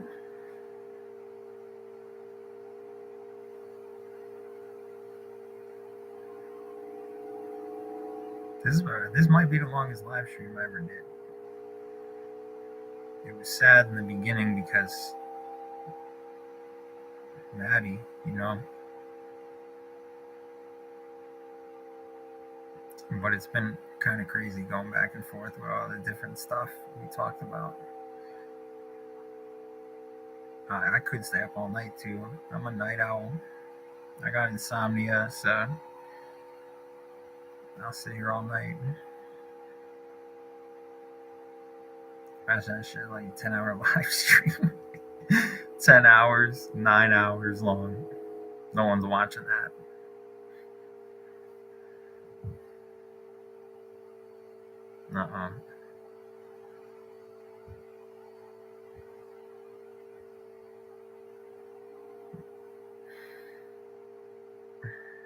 What else? Are we done?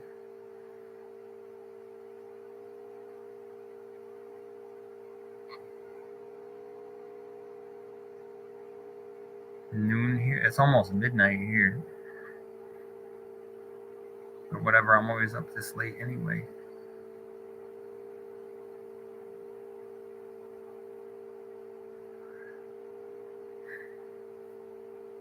I was like practicing thumbnails. I was sitting here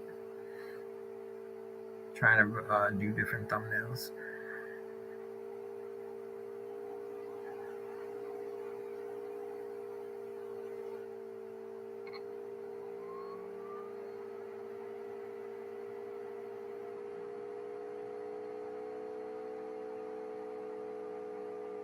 You're a total night owl. Yeah, I have the worst insomnia, dude. I'll wake up at like 3:30 in the morning and just go outside. I fall asleep with the TV on like an idiot. Not because I was watching it, but just because for some reason I just like the background noise. But then the light is so bright that it keeps me up. So then I start having these lucid dreams or whatever about weird stuff.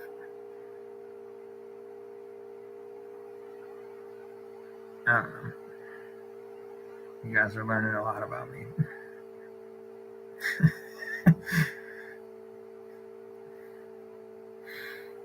No, I want to though. I love Omar, man. He's awesome. Yeah, his videos are really cool. He does like a really good job editing. And from what I understand, he's like a really genuine person. I filmed with Mo one time and he was awesome. He was a little crazy. Yeah, because he goes a little like 100 miles a minute, but he was really nice. And yeah, he was cool. He was cool. He was a really funny person and fun to be around. So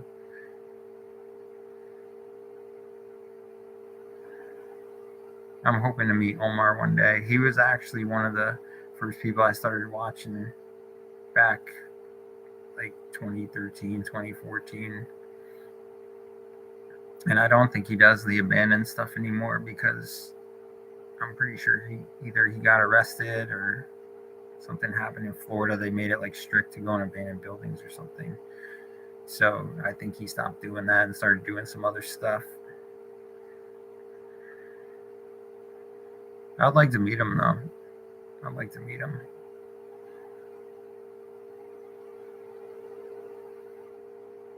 Enjoyed the videos you did with Frankness. I love Angelo, man. I love him. He's like a brother, man. He's like a brother to me.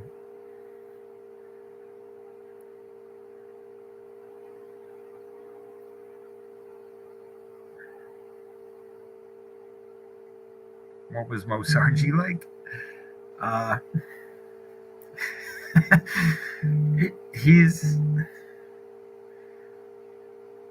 He's got a lot of energy, man. He's got a lot of energy. But he was really down to earth. Yeah, he was cool. He was cool. He was very genuine. Um, just a real person, man. You act like before you meet these people, right? That are big time. You look at them as if they're like different, right? Like, oh, they're big stars or whatever. Like you just look at them like they're different people, but they're really not. Like he really was. I mean, he was kind-hearted and he was funny to be around and he was fun to film with. I have his phone number. I can call him right now, but I won't because we don't know each other too well yet. But he actually, we exchanged phone numbers and he goes, "Hey man," because I was leaving, and he goes, "Send me a text when you get home to let me know that you were okay, or just text me in the morning." He genuinely wanted to know. So, and I did, and then he answered me. He was like, "All right, cool. I'm glad you made it home okay." I was like, "All right, cool, man." Like it was genuine. It wasn't like, yeah, he's not like faking nothing or doing anything stupid like that. He's just entertaining.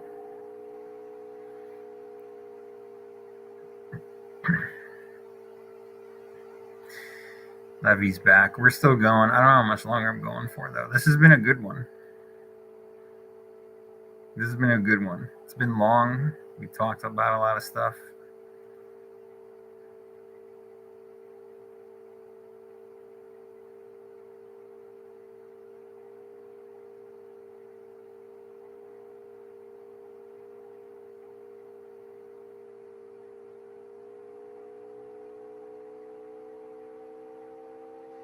Cynthia, he's not selling feet pics on OnlyFans, dude. Like,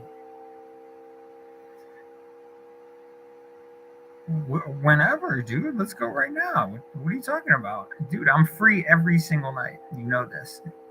I just decided to do a live stream tonight because of Maddie.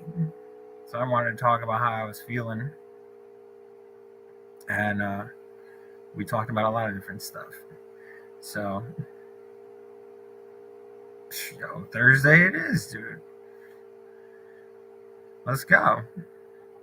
I need to anyway. I've been bummed. You know that.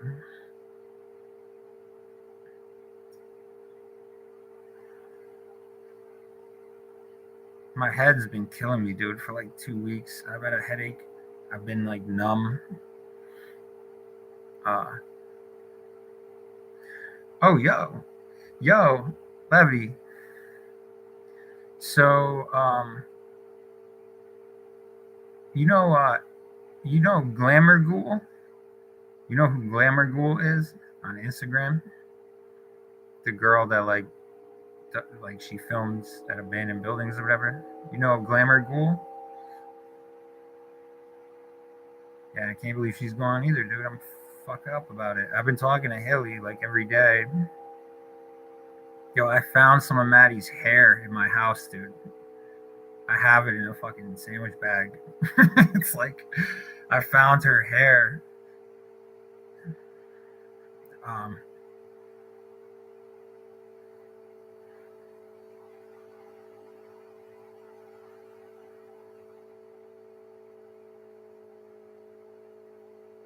yo, so Levy, you don't know Glamour Ghoul, right? So anyway, we've been talking for a while, so we're gonna do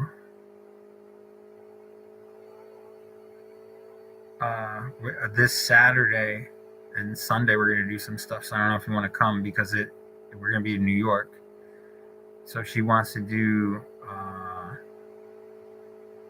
I think she said Bronx on Sunday, but I told her I was like, yo, I don't know if we can get in there anymore because I haven't been there in a minute. But I think either Saturday. I think Saturday we're doing Creedmoor.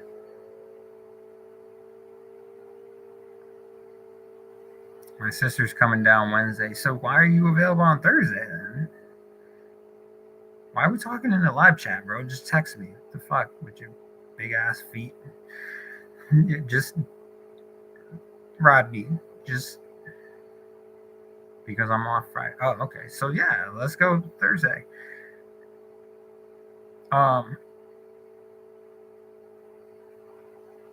Cynthia, you didn't offend anybody. Trust me.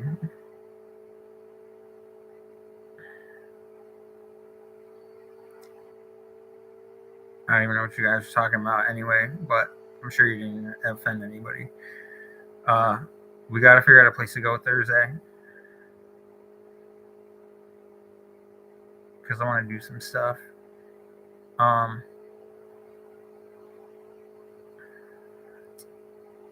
figure it out. I mean, I got a million spots, man, and I was gonna start doing some Rando Nautica stuff.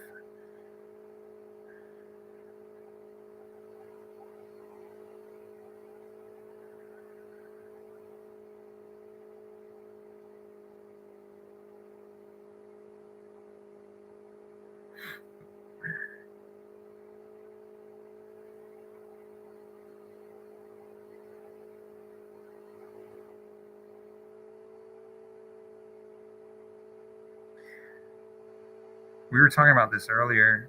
There's so many haunted woods here. Oh, the one where they do ritual stuff. Yeah. Yeah, dude.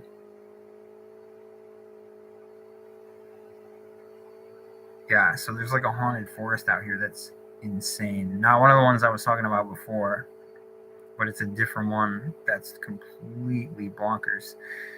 Um, yo, I can't even believe we're talking about haunted forests, and I didn't even bring up Dudleytown. Dudleytown is freaking bonkers, bro. It's bonkers. We walked out there. We didn't even make it all the way to Dudleytown because my phone died. It went. That was the only light I had. I wasn't even filming. Like we just walked out there to see if we could find it. It was like midnight, and my phone went from like 100% to dead in like 2 seconds. We were walking. My light was working. 100% dead. Just died. The whole phone just died. And it was funny because you could like see it counting down. So it literally took 100 seconds. It went from like 100, 99, 98, 97, 96, 95. Like it just kept going down and then it just died. And it was the creepiest freaking thing. And they say that there's like an energy in those woods that kills anything. Like people have said that they like during the daytime they'll be walking out there, right? And just you hear birds chirping, you hear nature, right? And you're just walking, and then all of a sudden you just get to a point where it's just completely dead and dark and you just don't hear anything anymore. And it's just like you crossed over into a vortex of like some other shit. It's crazy out there. Believe me when I tell you it is crazy out there. And my buddy that I was with, we were walking. He was making like stick arrows on the ground because he's like, yo, I don't want to get lost out here. Like, we got to remember how to get back or whatever. Because it was nighttime. And that was actually pretty smart because it actually worked on the way back. And plus, there was a river there too. But yeah, spirits were sucking up the battery. Well, no, that's the weird part about it. It's not. They say it's haunted, but they also say that. Hold on, let me look it up for you because I'm trying to. There's a thing. There's like an energy out there. I can't spell. I hate the iPhone when you type the letters that it types the letter next to it. And I'm like, that's not even the letter that I typed, dude. All right, so basically, all right, here we go. So,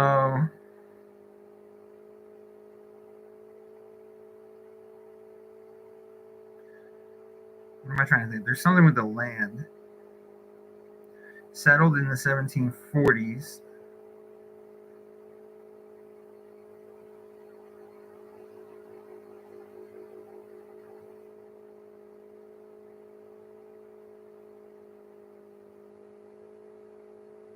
All right. When it comes to Dudleytown, the darkness is the least of your concerns. The pitch blackness that surrounds the village is nothing compared to the long, disturbing history that goes all the way back to the 1500s.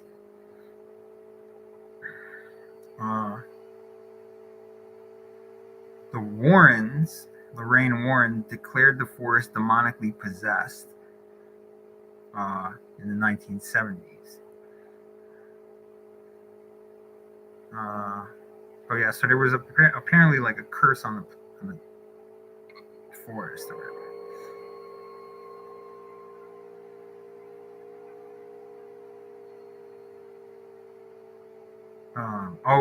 And they said that the freaking what was it, like the bubonic plague or whatever went through there or something like that. Like the plague, they said That's one of the things I remember. But there's like something else.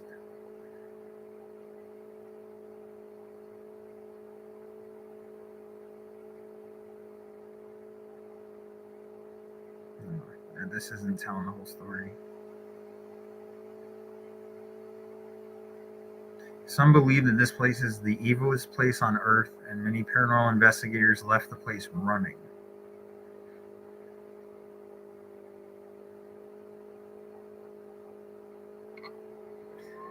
It's supposed to be crazy haunted.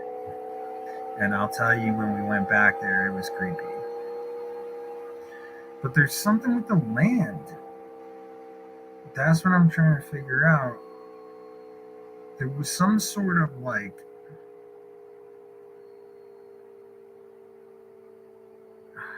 God, I'm trying to find it.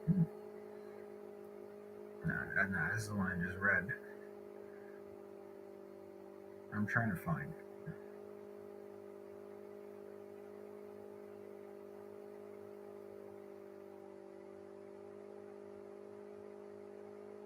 There's some sort of like,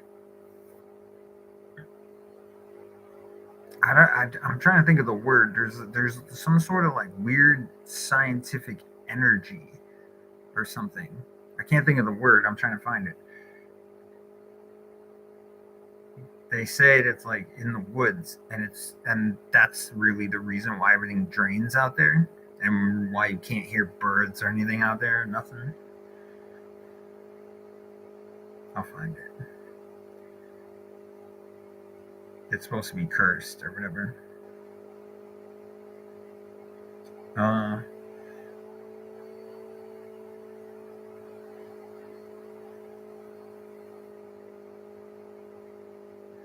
Yeah, the Dudleys, like,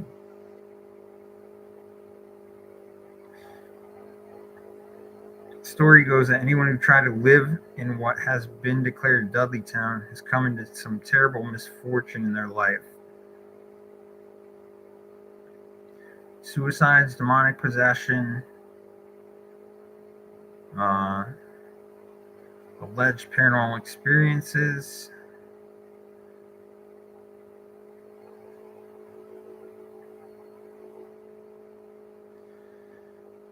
Visitors witnessing all manners of spirits and phantoms, as well as having unsettling feelings of dread and fear.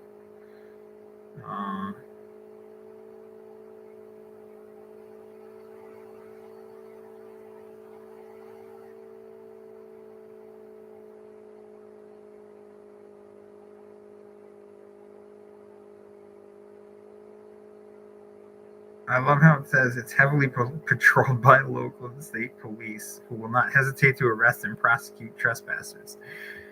Yeah. I literally walked in there without a problem. But this article is old. But yeah, I can't find it. But there's something, it's like,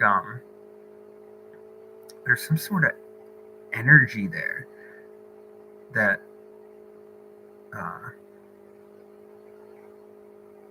I can't think of the word of it, but it's part of the land or whatever,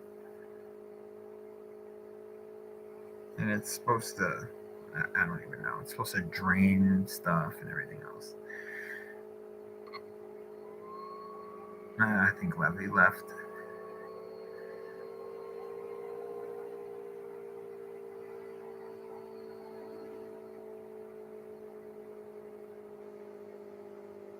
Chasing the Darkness, do you do haunted videos? To Cynthia, have you seen Chasing the Darkness in any of my videos at all? Because we've done a bunch of stuff.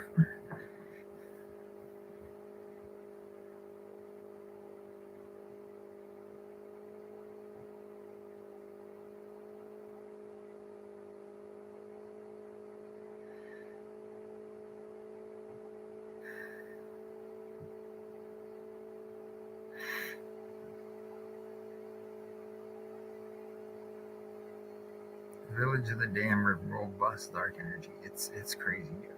I mean, I'll tell you, we walked out there. We didn't even find Dudley Town, and we were walking in the woods for like 2 hours. That's how far it is. Because we had to take the back way.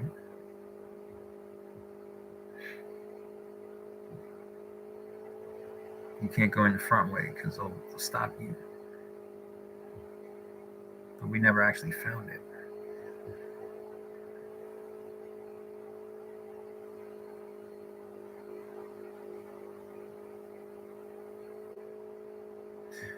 Alright, yeah, man.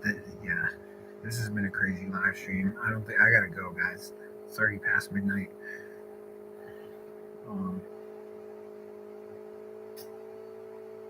Damn.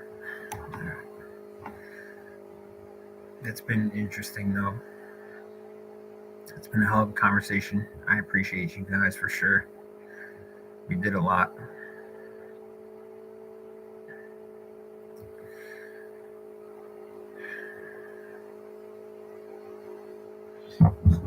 TV. I've been playing music, but I can't play it because I'll get demonetized. But I turned on Spotify and I had to turn it down. I had to turn the volume down.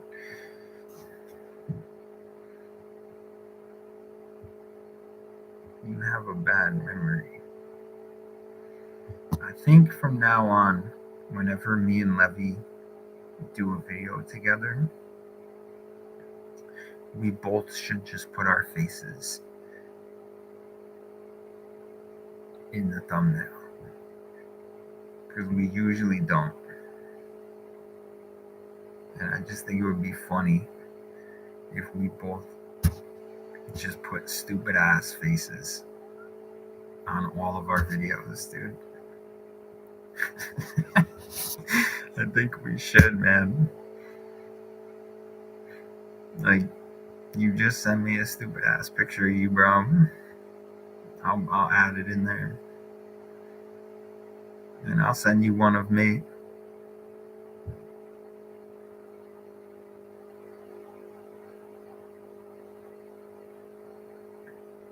Alright, guys.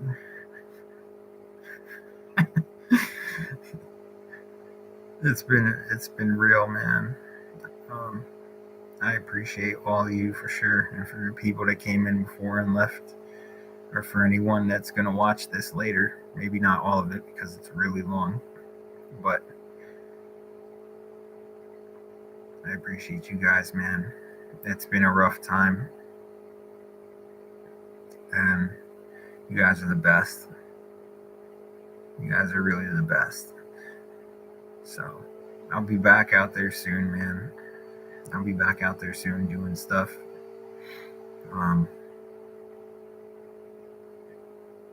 It's just been a rough time period for me. And so I just wanted to come and do a live for you and talk to you.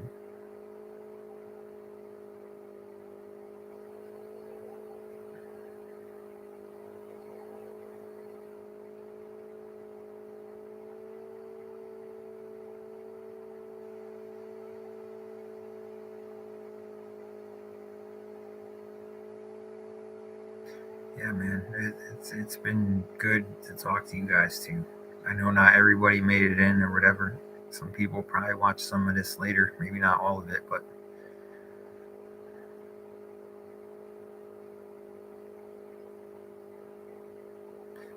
Aviva, man, you can text me. We'll talk about whatever. Talk about Maddie's hair that I have in a sandwich bag right there. Right there. Yeah. I couldn't believe that shit, man. I went up there. I was like, dude, this is freaking Maddie's hair just sitting here. Of all the times I find it, right now would be the time to find it, huh? Oh, dude, we got to go to her gravesite too, because Haley wants us to go, and I talked about how we might be doing a trip. So if we're going to do that trip, we got to stop over there.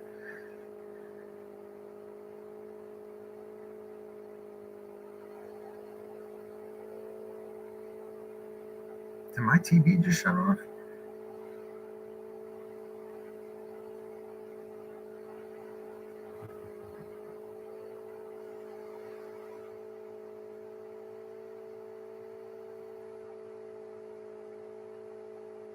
Oh no, it's like buffering? What's going on?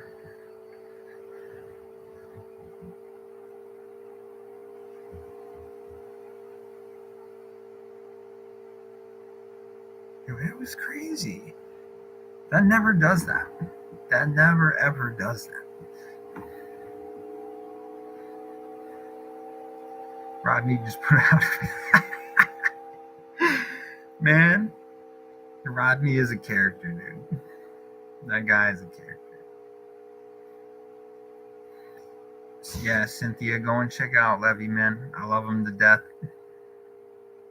We're good buddies, man, and he's solid, man. He's solid. We've done a bunch of stuff together. And he's somebody that I trust a lot and that we joke around with and stuff. So we've been to a lot of pretty bananas places together. And there's more to come. But yeah, he's solid.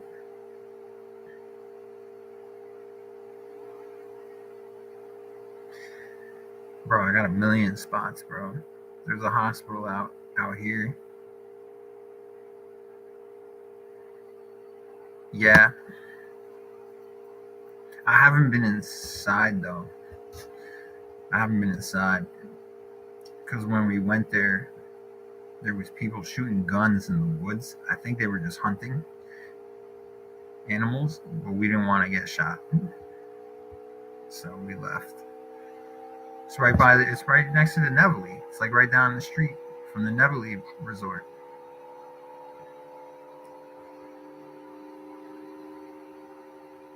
The one I want to go back to is the Browns resort because we didn't go inside.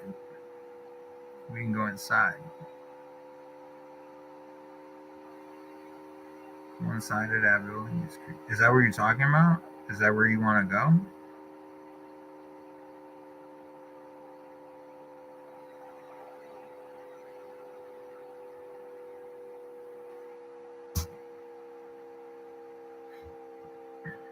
I don't think I've ever been there, so yeah, I'd like to go. We might as well do the Nevele too, since we're going to be right next to it.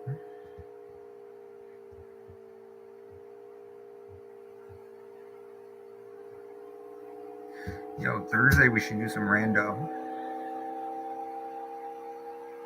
I want to get my rando stuff going. See how that goes.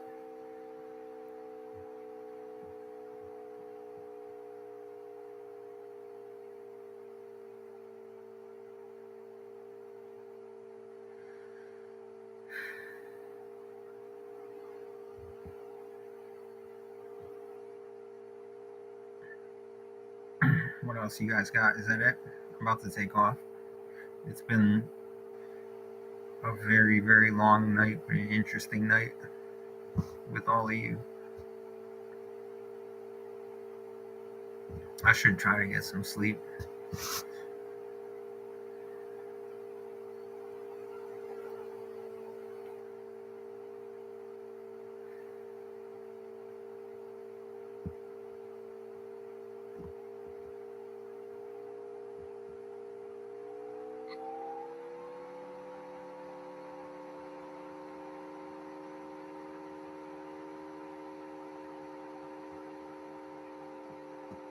That's it. All right, cool.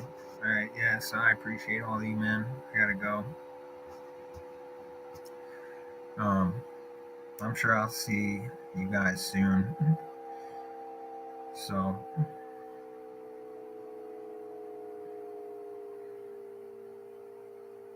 hell yeah, Levy. Stay in touch, man. Stop breaking your phone and selling feet pics.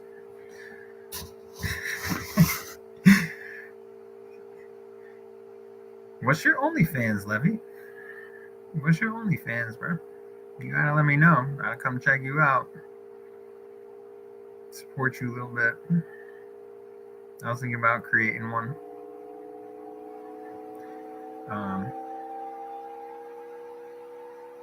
Yeah, alright, y'all. I'm gonna be out. I appreciate you. All of you. For anyone who left, I appreciate you. And anyone who watches this coming up, I appreciate you as well. And I'll talk to you guys soon, man. I love you guys.